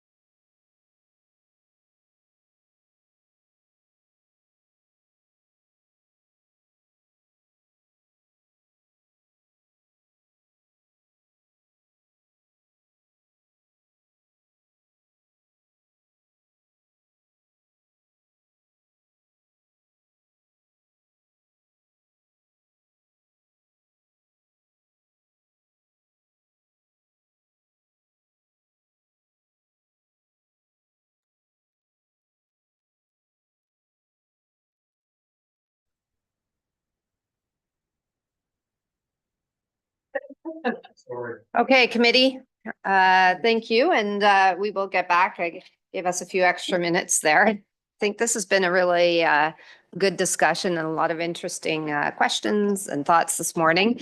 Before I open it back up to the group for some more questions and comments, I thought I'd ask either Director Clucci or CAO Pink. You've had an opportunity to hear some of the comments and discussion. Is there any kind of comments you'd like to make before I open it back up to the rest of the group? Go ahead. Okay, Director So Clucci. through you, so, we had a great discussion this morning. I think it's really good. And I see that, there is a lot of questions about the, the process of establishing these levels of service and what it means, right? So, we could have an example of the level of service, right? So, we have an asset. So let's say, you own a car, and we talked about having a car. So I have a car, and it has a lot of miles on it. But the reason that I can still drive my car with having so many miles on it is because I do my oil changes regularly, right? So when we talk about setting a level of service, we're talking about doing those oil changes on the car regularly. Also, I wash my car regularly because you can still drive a car that's not washed, but it lasts longer if you wash it because it doesn't corrode.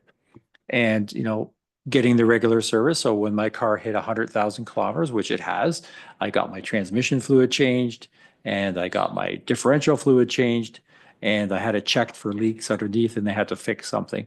So again, that's a level of service. If you don't do that, then you might still be able to drive the car, but eventually you're going to blow the engine or blow the transmission, and then you won't be able to drive it anymore. So if we look at all of our assets, that's what we're trying to establish here. We're trying to establish a level of service that will allow us to maintain our assets for a longer period of time. So as the mayor mentioned, this building is beyond its useful life. It's an old building. It operates fine. And the reason that it operates fine is because we have established a level of service to maintain the roof, the structure, the windows, the heating, the air conditioning. Most times it works, but we continue to spend resources to maintain those things. So, when things break, we fix them. We don't let them go. And it's the same with our arenas. Many people commented in the survey that our arenas are in great shape, right? They appear to be in great shape because we have a staff that maintains them to a very high standard of cleanliness and maintenance inside and outside. So when they see something wrong, they fix it. When there's a leak in the roof, they have a roofer come fix it.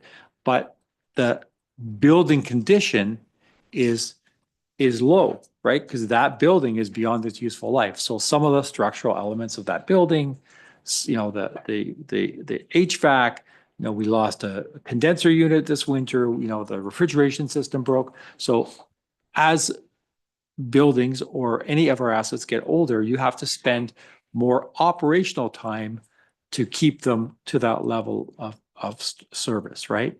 So, that's what we're looking at here. We're trying to set a level of service for each of our asset classes.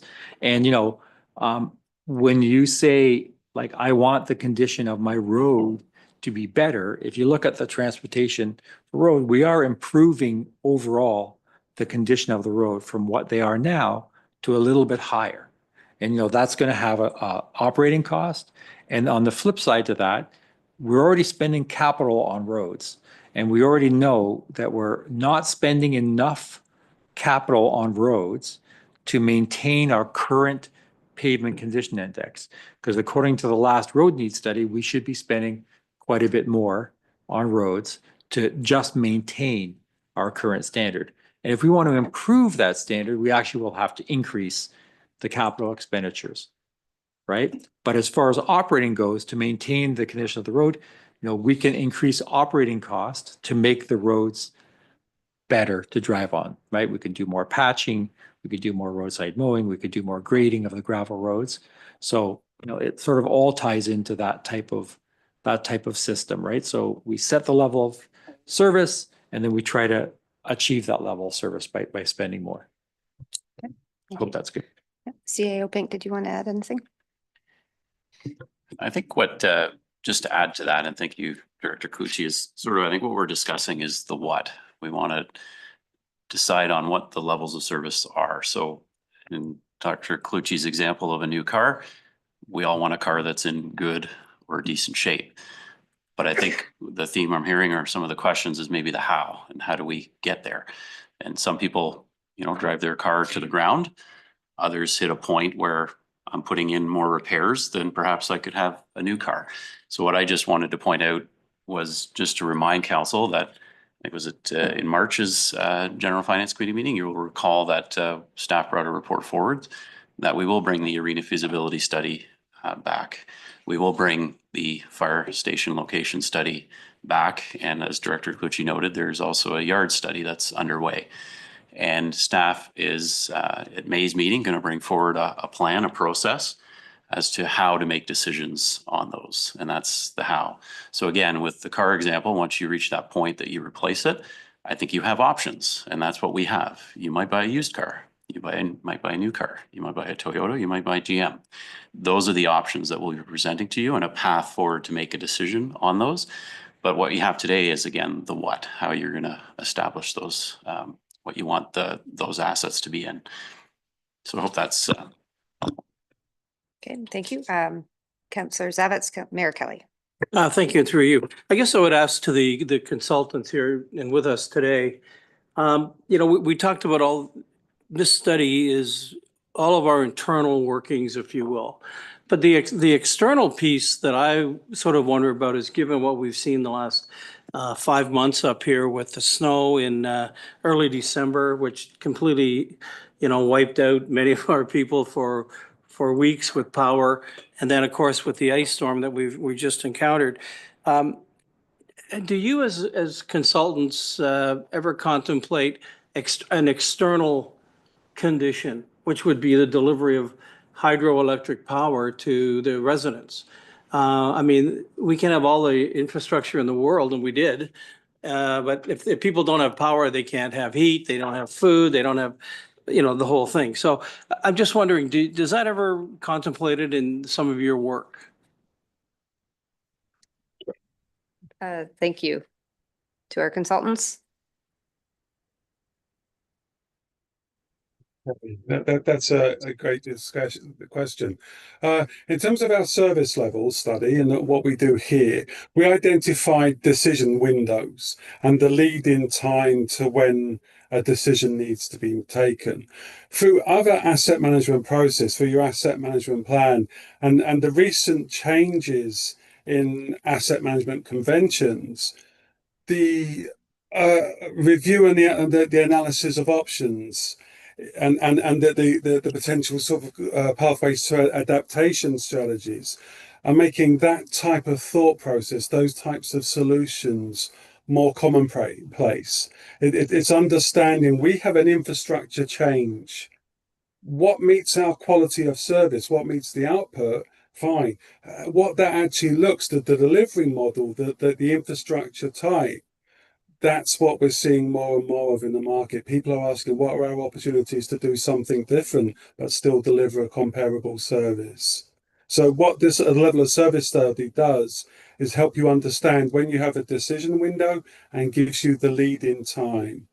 Asset management through risk assessment processes and risk and opportunity identification helps understand what your opportunities are coming into that planning period, if you like.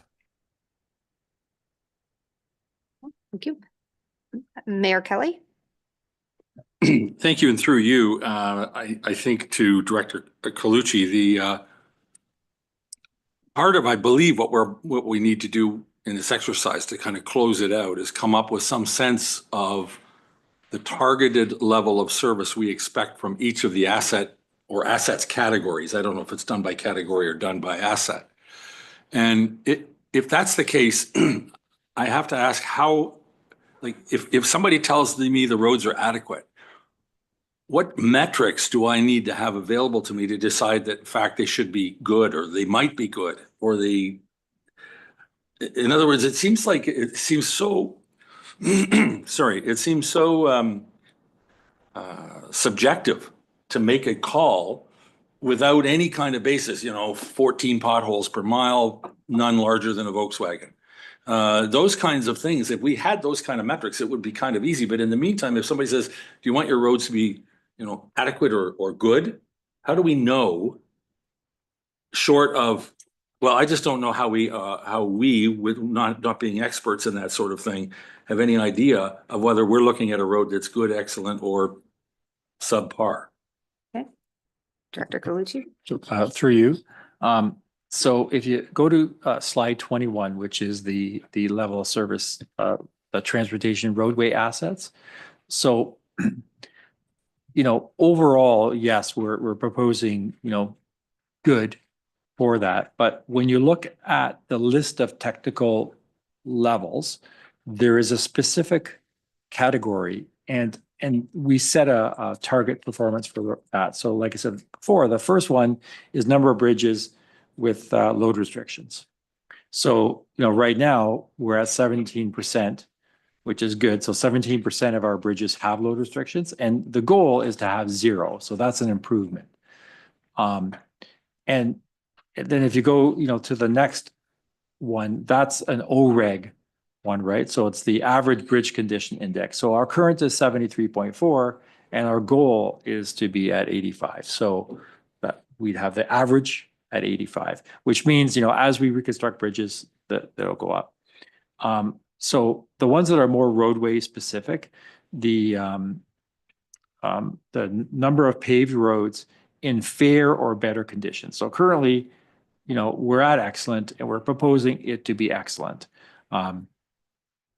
And, when you say fair or better, right, that's not a high standard, right? We may want it to be greater than that. We may want the road to all be good, but right now we're saying fair or better. And because we're at 90% or fair or better, we're leaving it at 90%. But the goal is to increase our pavement condition index from 69 to 85. So if we increase the average pavement condition index, that means we're resurfacing roads, treating roads, and as we do that, the pavement condition of the network will go up, right? So it's small incremental changes that will improve the overall condition of the roads. So we're not proposing to pave them all because that would require us to spend a lot more money on our capital. We're, proposing incremental changes to the network that will improve the overall condition. So that's how, the subject matter experts set these and looked at each one. And, we could have had a lot more categories here, but we also want to be cognizant that staff will have to report this back and we have to monitor this. So we want to make sure that they're easily monitored. So basically some of these, every time we do a road needs study, we'll be able to update these numbers because the new road needs study will provide an update for that and come out. And same thing with the OSIM study. When we do that OSIM study, it gives us the network, the bridge condition index for the whole network of bridges, and then we can report that back. So hopefully that helps. Okay. Thank you. Thank you through you. And I did work through that, and I just don't know. I mean, maybe we aren't expected to make a comment on whether the road should be adequate or good, because I don't know what any of those, I know and I know your team knows, but when it comes to asking us, should we be adequate or good, I guess I don't know what the difference is sufficient to be in any way helpful. I kind of have to rely, it kind of have to rely on somebody else to tell me, one that's in the adequate category is going to knock the wheels off every third car that drive over it. I wouldn't have any idea, by this description. I don't know that I should either. I'm just saying that if we're going to make that decision here, I don't feel like I have a whole lot to add to the conversation or to the decision, because I don't know the difference between the 55% and an 85%, other than one's yellow and one's green. Okay. So, Director Calucci? For you. So, and that could be the case for many of these because they are technical levels of service. So, staff will have a great idea of what they are, but, some of them will relate to also customer levels of service, right? So, like you mentioned, the number of potholes on a road or the drivability of the road, generally relates to the pavement condition of that road. So the better the pavement condition index, the better the drivability is, and that relates to the customer experience driving on that road. For facilities, if the roof is not leaking, that's great. People will still use it, but people using the facility, they have more concern over the cleanliness of the floors and the washrooms, and that there's parking available and things like that. So that's how it relates to the customer experience. So by improving the overall condition of the buildings, we improve that customer experience, and that's really what the public is concerned about, and what ultimately council is concerned about too, because they don't want to get calls from the public about hitting a pothole with their car. Okay, so Councillor Nishikawa, Councillor Bosemuth, Councillor Edwards, Councillor Roberts, I'm not sure if you had your hand up. I have thought. Okay. Okay, so you can think about whether or not you want to say something. Councillor Nishikawa. Thank you. To Nick, I'm more, I'm not sure when, and I don't know how to find this information, honestly. So it was evident a few years ago when we were more aggressive with our road clearing, I guess, or ditch clearing. And so at the end of the day, we have massive ditches that don't have any barriers up. And I guess the question would be, when do we start actually considering, I know that's a service level, but it's interesting because when we plow, we actually create a surface that is flat over those ditches until somebody goes too close to the edge. And I've seen it on 3 different roads now. And even one of them is a small road, and it's just the way that it's plowed and things like that. But it is a concern on some of the roads, but I don't even know when and how we have those conversations anymore. Like, is that a road standard that you normally, if the ditch is 4 feet beside, should there be a barrier there? Like how do we even know that information? Or is it just that it's determined by a provincial standard, which doesn't account how a community is affected, I guess? Or Director Clucci. So through you,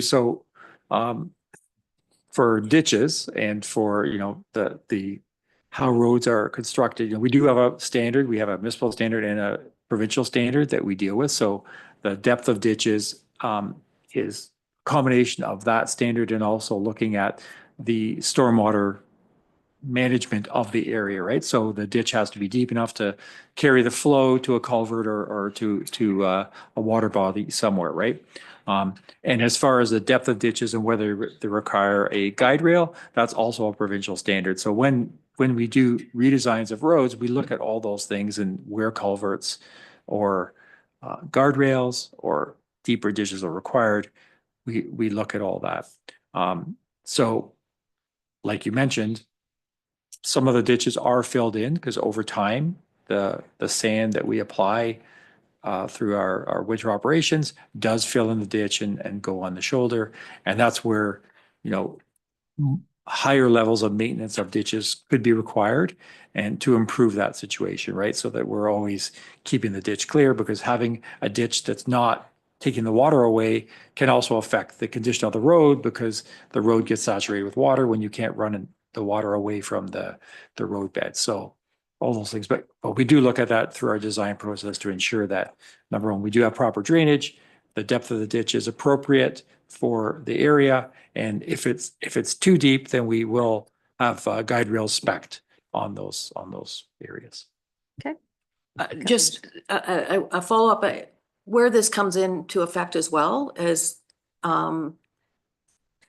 we've done a great job with the ditches, but in fact, there's little or no room left for pedestrians between the big ditch and the roadway.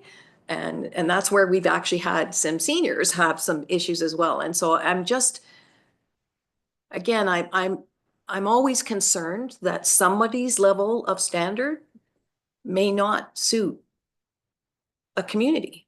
And whatever that is, and we don't ever get to know, is what I'm saying, is like, you've just laid it all out that there are standards, but in fact, council doesn't need to understand that or don't get to know. So is it a 4-foot ditch before you get the guardrails? Like, that's the kind of thing I would like to understand, that I could explain to people that in fact, we're not going to do this type of service because the ditch isn't deep enough, whatever that is. Okay, Director Calucci? Through you. So certainly we'll send you the cross-section standard so you can communicate that so that they will understand it. But, you know, part of your request was about like pedestrian traffic. So, you know, we also look at that, but, you know, in a lot of cases, you know, our platform is narrow, you know, so we try to meet what's there already. In order to widen the road platform, we need to widen the road allowance, which means acquiring additional land, which could increase the cost of the project. In the transportation master plan, we did talk about, there was some recommendations for active transportation and for pedestrian travel on our road allowances. So, you know, we do look at that when we construct roads, but a lot of cases on some of the roads, because the platform is already quite narrow and the road allowance is narrow, we can't really widen it out much more than we are now, especially incorporating the ditches. Thank you. Councillor Bosemarth, then Councillor Edwards.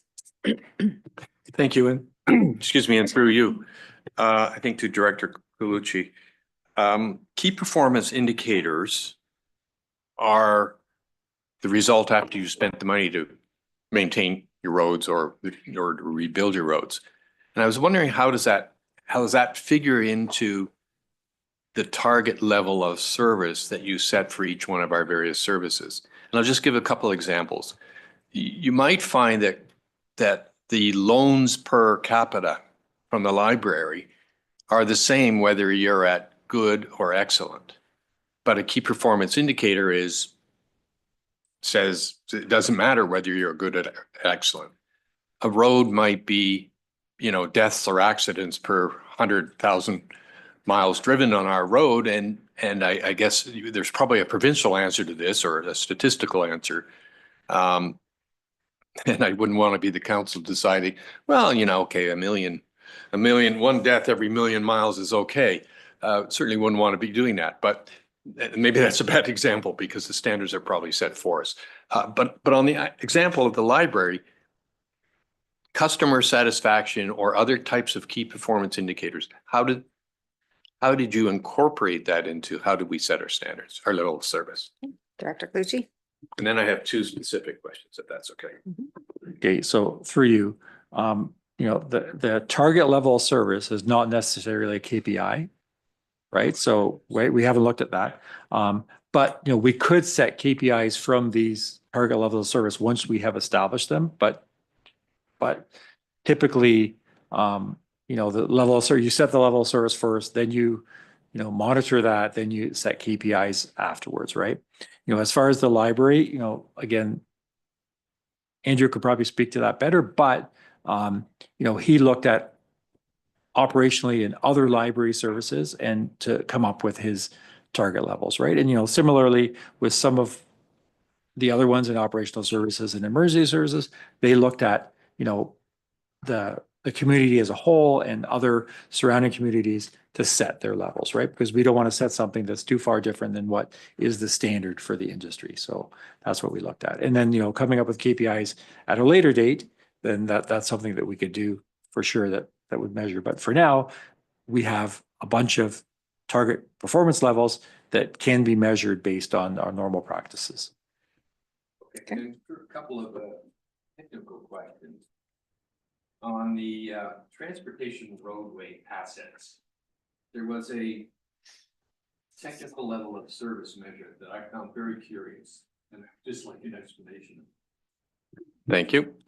On the transportation roadway assets, there's a technical level of service that it got my curiosity. Number of lane kilometers of collector roads as a proportion of square kilometers of land mass of municipality.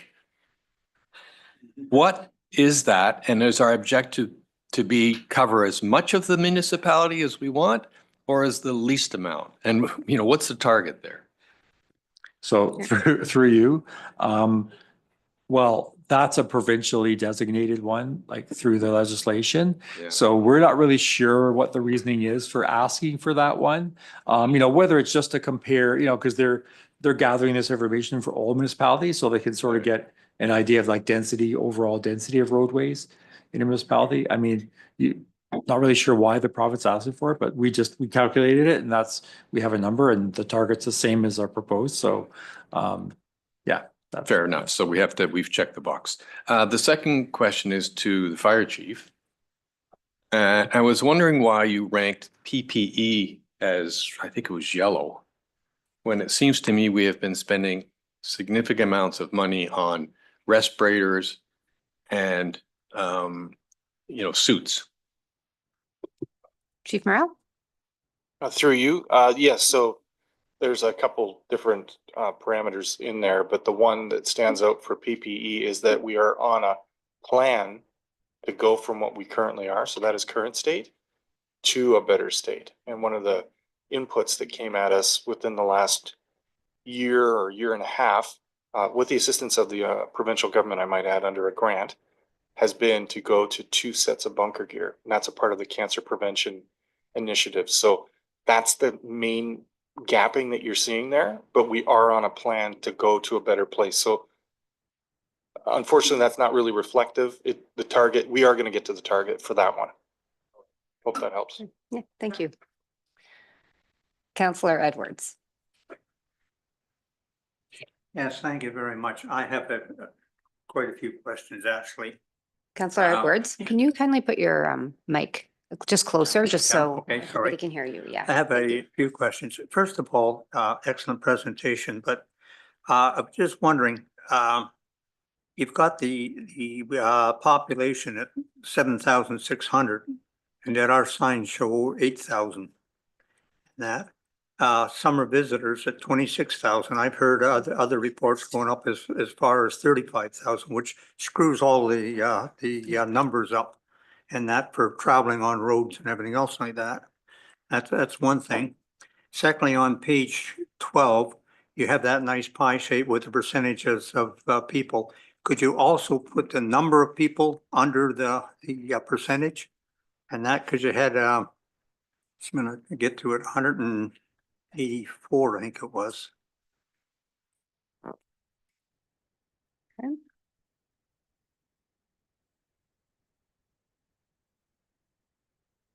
Yeah, on page 12 and that underneath you have the bars, but you've got like 71 answered, 26 answered and everything else. That'd be nice under the percentage if you could put the actual number that rather than people having to work it back. And the only other thing, if it would be, if it's easy, and I think you can do it, is when you're putting figures in, put them in columns so that they're aligned. Some of them, you have $1 million, and then you look underneath, it's 900,000. It's almost lined up with the $1 million mark, which if people are looking at it, it makes it easier. That's the question for you, and I have some for Nick. Okay, so that sounds like some good feedback just for the final report. Yeah, I'm And just so- waiting. Okay, well, okay. that's what I'm saying for. Yep. If Okay. they could clean it up a little bit. Okay. Okay. And then to Nick, you come at budget time and you're asking, say, for $1 million. And council says, well, you got to cut back. So you take a road and you shove it. It's deferred to the next year. So say it's 100,000, that is going to go up in costs. And we do this every year because at budget time, to make it magic, to get to the number that the council want, you just push something to the next year. And that, even though it should be done that year, because we are making the final decisions, not the experts who are saying this road needs it now. And if that road is falling apart at that time, we wait another year, is it even going to cost more for fixing it up? Director Calucci. So through you, Madam Chair. So, you know, that is the magic of doing capital budgeting, right? So, you know, staff look at all the reports we have, all the information we have, we set a capital plan, and then, we bring it forward, and then sometimes we do have to move things. So, the result of that is that, yes, some roads, they will degrade in condition because you move them out, but also the cost goes up because every year, as we know, costs go up. So, it is a very fine operation to set our capital budget. And, similar to operating, right? We come in and ask for some more funds in operating, and sometimes in order to keep, a certain tax rate level, we have to reduce operating in certain levels, right? So, that's why with this level of service, we're actually providing an estimate of what the change in operating costs could be to attain that service level, so that when we come back, later on this year with a budget and we're asking for a little bit more operating in roads so that we can attain this new level of service, the council understands that, okay, that was coming, now we know where it's coming from, right? So, that's sort of what we're saying. But yeah, the capital, and as I mentioned earlier, we're only spending a portion of what we have to spend on capital to maintain our current asset level, right? So, if we were spending more, then we might be able to maintain it, but we have to spend even more than that to increase the condition of the assets, right? So, but it's all a fine line, and there's only one ratepayer. So. Okay, yes. So this is why our 10-year forecast keeps going up and up and up, because we keep pushing stuff aside. Is this right? Am I wrong on that? Okay, Director Clucci. Through you. So, I think the 10-year forecast was going up each year because we were planning to put more into capital, but also if we move projects or if we have to, reduce it. So if we're proposing a certain capital amount and we need to reduce it a bit, then we have to move that forward. And supplemental to Director Donaldson.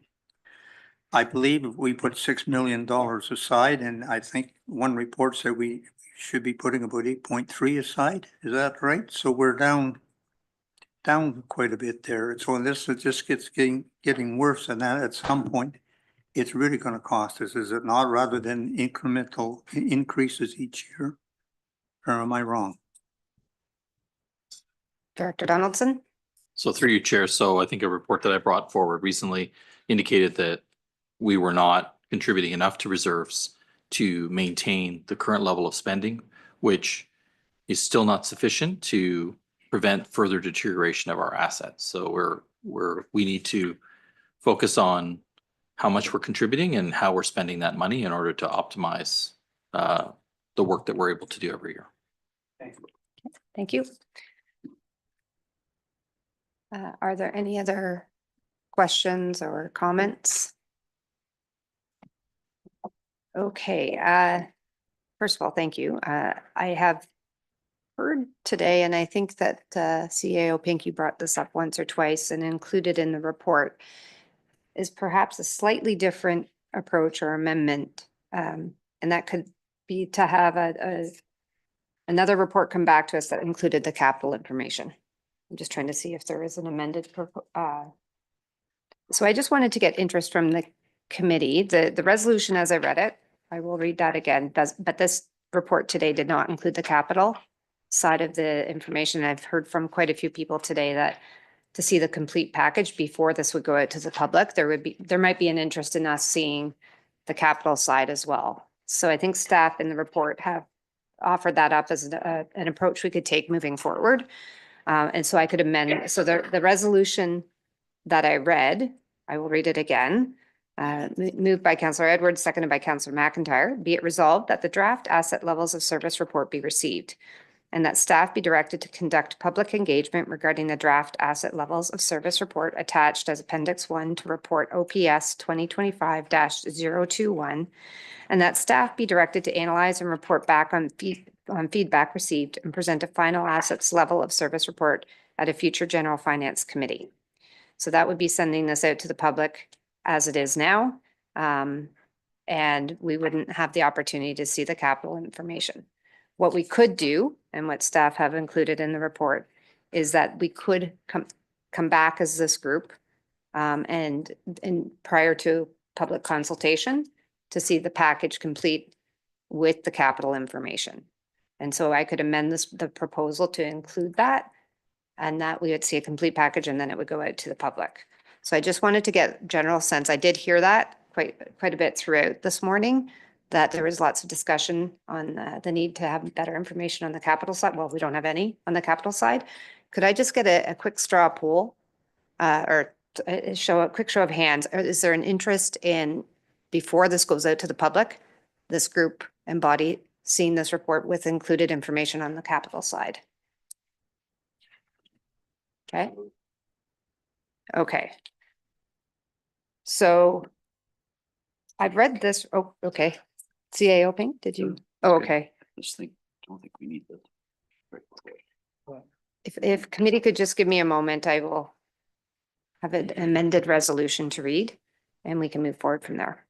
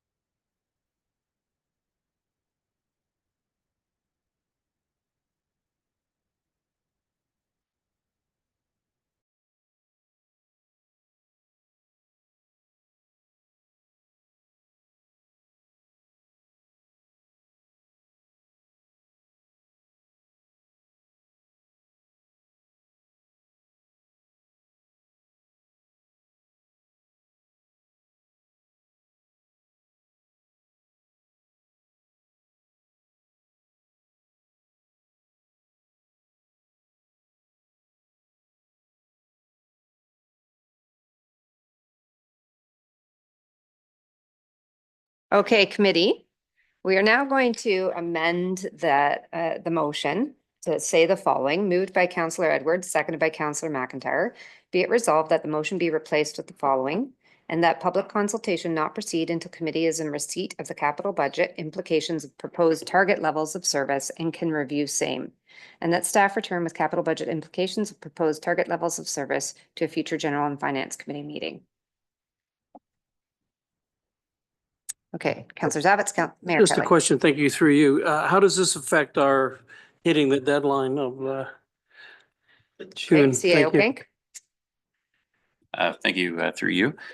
It certainly will put pressure to meet those timelines. I think Director Donaldson could expand, but I think we're likely looking at with the consultants about an additional month's time to produce the capital budget numbers. With that said, certainly we do aim to meet provincial deadlines. However, I think as long as the province recognizes that we're working towards that goal and working towards this, I'm not personally overly concerned about if we happen to be a month or two beyond the deadlines. I've spoken to a number of peers who are also going through similar studies, and we're actually, for my estimation or feedback that I've received, ahead of our peers, and they've had similar recollection that they likely will go slightly past the deadline as well. So I don't think it's, again, the feedback I've received, I'm not too concerned if we happen to go a month or two past that deadline.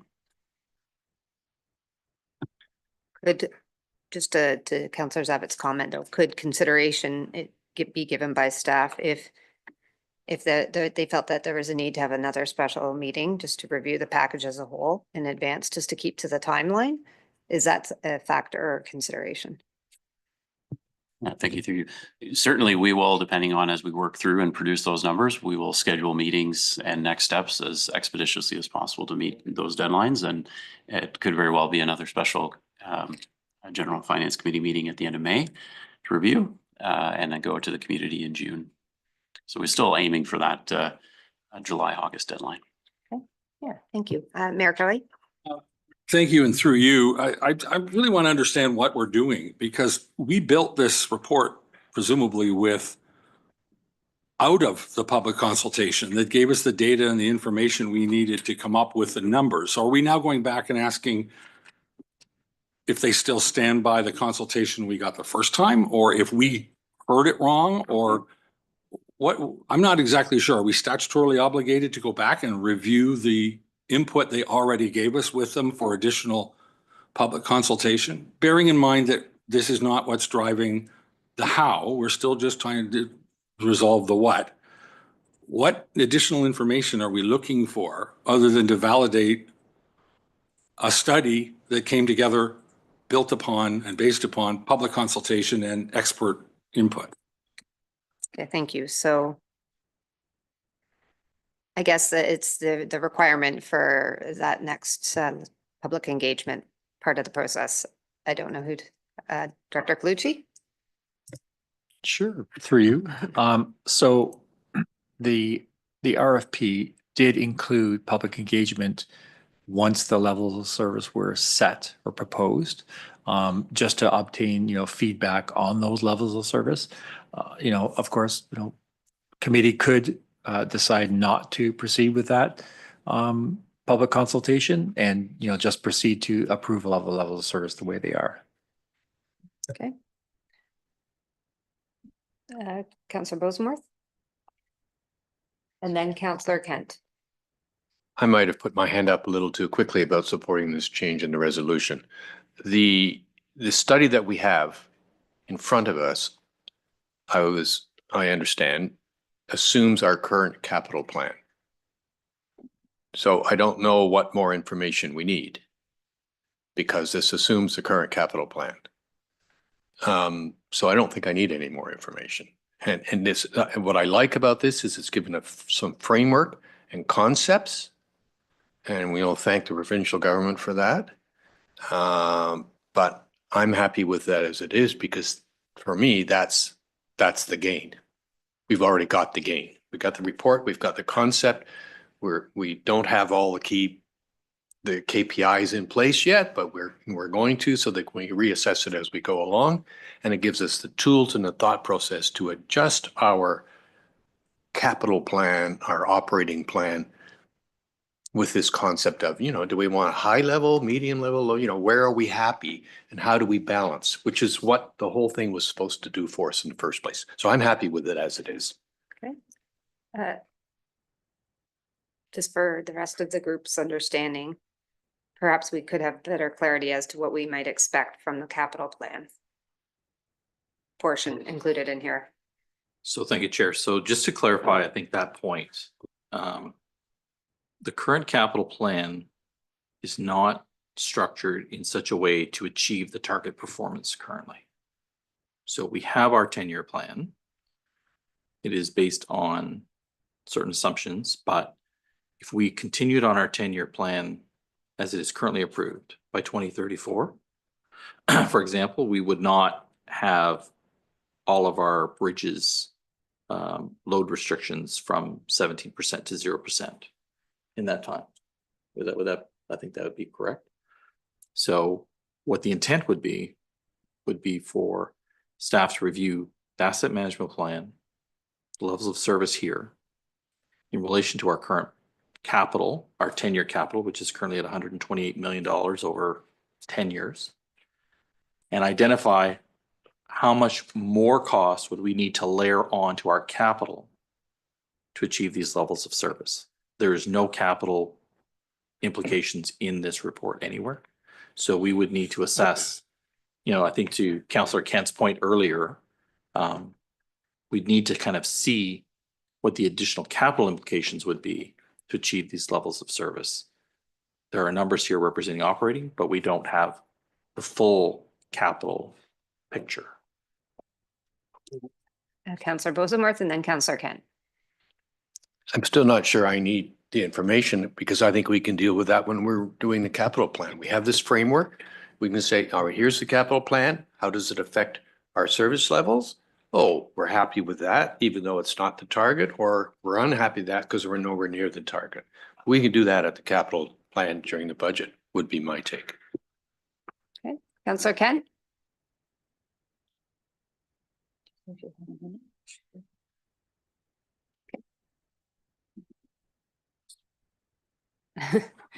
Councillor Kent, I just want to make sure that if you can hear us, I can't see you, but I see your hand is up.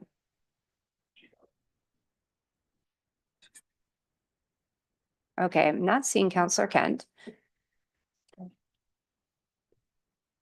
So, so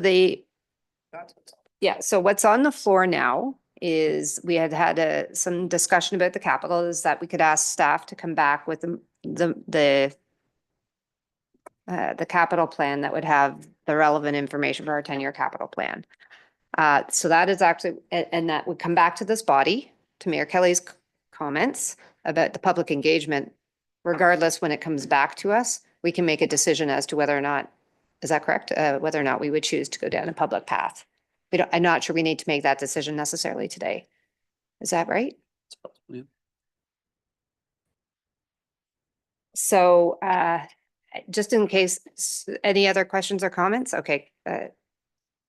Is that you? No? Okay. Mayor Kelly. Thank you. And through you, I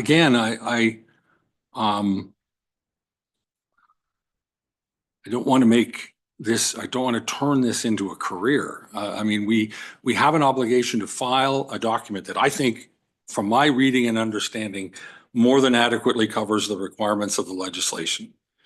It was built on well over 1,000 points of input from residents, combined with the expertise of our department heads and our leaders.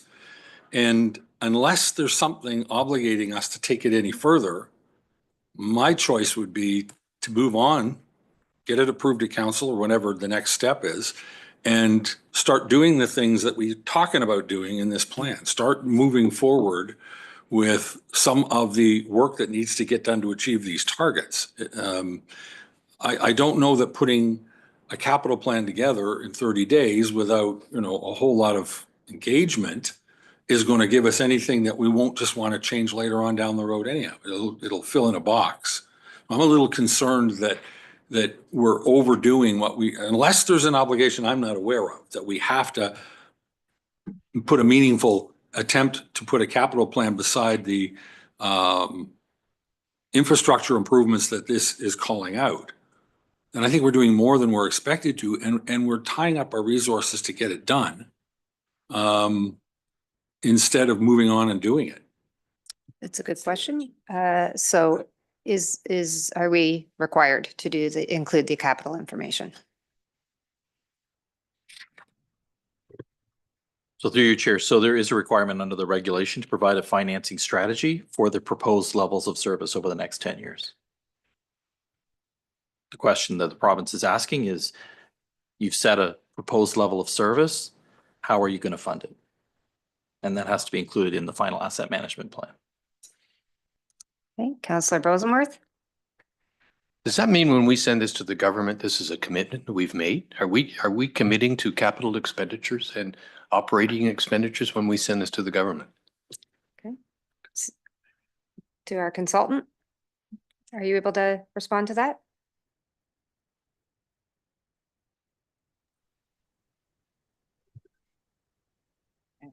We Can't hear you, Jeff. We can't hear you. Okay, hopefully you can hear me now. Yes, we can hear you now. It's a question I don't have the answer to necessarily. My experience is that an asset management program, an asset management plan is a future look, it's a living process.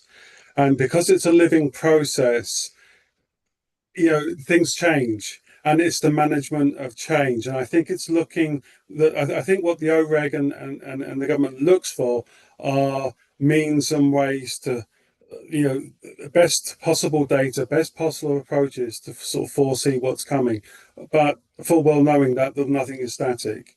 So I don't know if they're absolutes and they're interpreted as absolute commitments. I think it's part of a process to show there's ongoing vigilance and stewardship and accountability type thought processes rather than absolutes. But like I said, I'm not sure that would need to be double checked. Councillor Rosenworth? And just following on that, does the legislation or the rules that we've received to create this project also require ongoing reporting, annual reporting, or every 5 years or something? Thank you. And to our consultants? In terms of the level of service, it gets roped into the asset management plan. And as part of that process, there's an ongoing evaluation of the suitability, and there's an ongoing reporting, and then there's an ongoing update process. And typically the asset management plans are updated, sort of every 4 years is representative of most municipalities.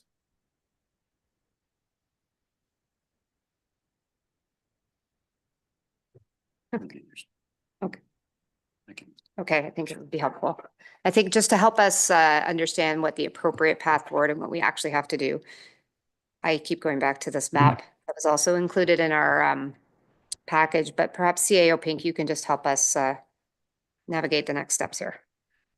I think, thank you through you. There's really two questions in front of you. What we heard is there is an obligation to include the capital numbers, and staff have committed to working with the consultant on producing those in approximately a month's time. The second piece, to Mayor Kelly's question, there's no statutory obligation for further public consultation. So the question is, do you wish to receive, seems like by the show of hands earlier, there was a desire to see the capital numbers before proceeding to any next steps. So we can do that as the next step, and perhaps when it returns, we can decide whether further public consultation is necessary or not, or you could decide on both today and lay out the full process forward. But there's really those two questions or touch points. Do you feel that you need to see those capital financial numbers at the current time before we engage with the community? Seems like previously the answer to that was yes. And then do we need to further engage with the community? As we've heard, we already have engaged, although the community in fairness hasn't seen the proposed targets that you're reviewing today. So that was, as Director Clucci pointed out, that's what was included in the RFP. That was as part of the work plan, but there is no statutory obligation for that step.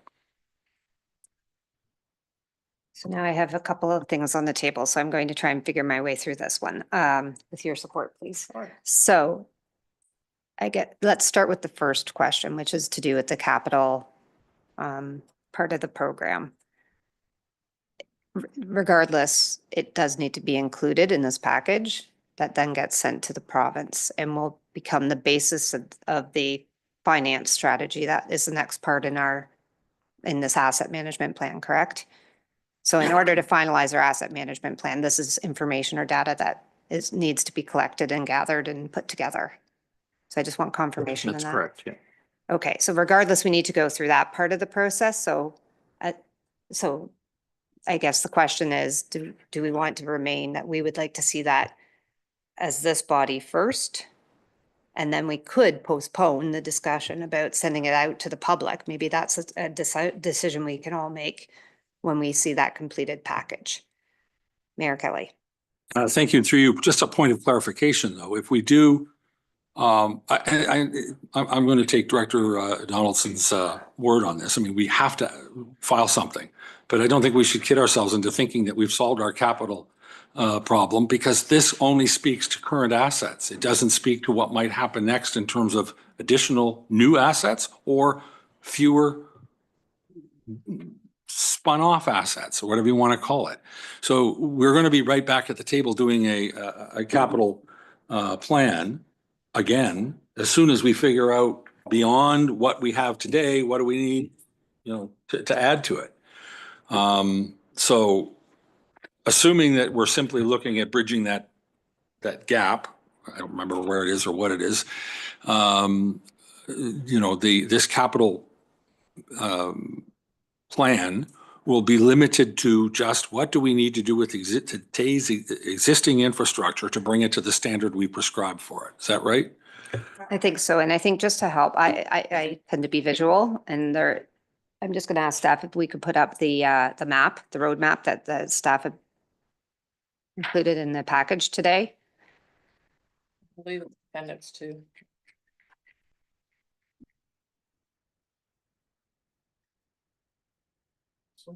No. Very last page. It's page 67. There. Okay, the infrastructure roadmap. Or it's That- appendix 2 as well. Appendix 2, infrastructure roadmap. There it is. So I will do my best to walk through this as a reminder. We have conducted a number of plans and studies that become some foundational work. We are currently in the capital service levels section. That all this data will then shape that financial strategy that Director Donaldson was just talking about, which will be included in our finalized asset management plan. Once that is completed, the implementation of the strategies, and I guess this is the staff question, which will incorporate the plans and studies and that information. That's when we will start making decisions on the changing the capital plan in the long run. So I'm just looking for staff's confirmation on that. Director, CAO Pink. Sure, if you could repeat that, sorry. Let me go with Director Clucci had his hand up, so maybe I can. I want to make sure that we're all clear where we're in a process, and that to Mayor Kelly, we're not asking people to do work that's unnecessary, but that this becomes part of this ongoing process where we're all working towards. Okay, so through you. So we're currently we've developed the level of service strategy. We have an operating financial plan that's represented here, and the capital financial plan has to be finalized. We do have a draft of that, but we felt that we wanted to clarify it a bit more before presenting it to council.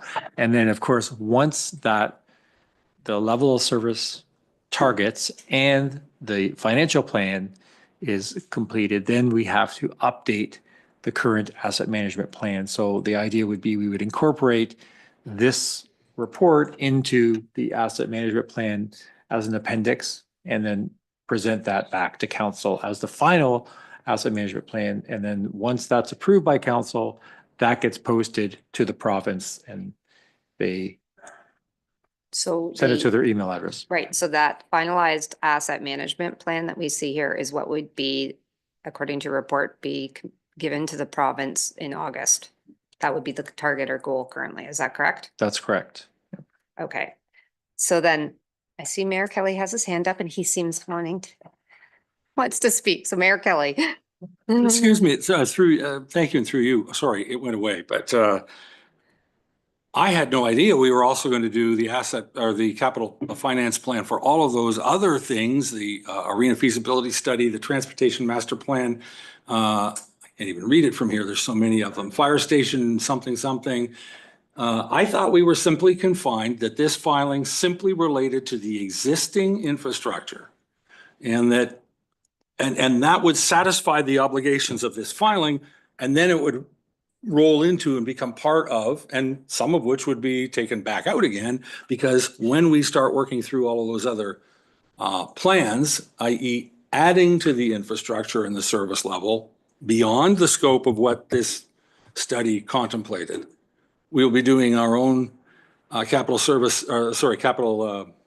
plan. I mean, help me if I'm wrong, but are we really contemplating that all of that will be incorporated into a capital plan delivered up in 30 days? Looks like a lot of work. I think it was the one right before it, which is to finalize the asset management plan. That's what we're working towards to be submitted. Okay, that's good. That's not what I heard, but that's I good. just want to confirm that. Right, through you. Director Gold. So the bottom one where it says plans and studies, those are the plans and studies that we utilize, the consultant and staff utilize to prepare the capital service study, right? So, but, you know, the current studies that we have, both for arenas and for fire location study, they were never adopted by council with a strategy to affect the capital. So the next step, you know, as we presented in March, was to bring back those studies with a plan that would affect capital. So in the financial strategy that we're doing now, we won't have those capital aspects in it because we don't have that endorsement from council yet to proceed. Okay.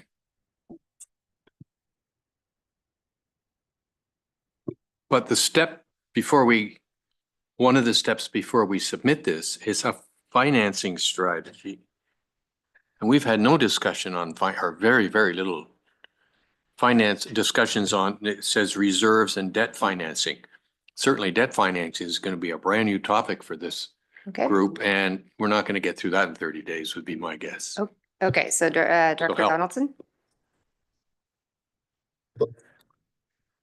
So through you, Chair. So I think what we will attempt to ascertain is what are the expenditure sides related to, what's the expenditure side related to the levels of service that are being proposed? How much is it going to cost? Once we have that, we have developed a model that will help to determine what the tax rate implications would be of funding that and where debt would have to be used as a stopgap in areas where we have particular spikes in spending to get us over the hump to get to that level of service. So I think what it really is intended to do is to help understand that what you're buying, here's what it would cost, and then how you would pay for it. So to Councillor Bosenworth? Sorry, just one last, but to be clear, this is not a commitment. We make commitments through our budget process. Is that correct? It's my understanding. I just want Yeah, confirmation. Yes, that's correct. Through you, Chair, that is correct. The regulation requires that this entire process be revisited every 5 years. But So there's no, essentially but there's no commitment, just to be clear. It's just a plan. If I go back to what Mayor Kelly started out with a few hours ago about the purpose of that actual regulation, I think, is to get every single municipality to have a better understanding of their assets, understanding their conditions, and developing a strategy that was relevant and consistent with what their community needs are to apply a discipline for long-term strategy planning with the municipalities. That's how I've been, interpreted it myself, but I don't see anybody saying I'm completely off base. So I think that it's intended to get all municipalities on a level playing field and including discipline. So I have read a resolution as the amended resolution, which would include having that capital information come back to this group and committee in advance of anything being sent out to the public. Now, so we could still continue with the resolution as it's read.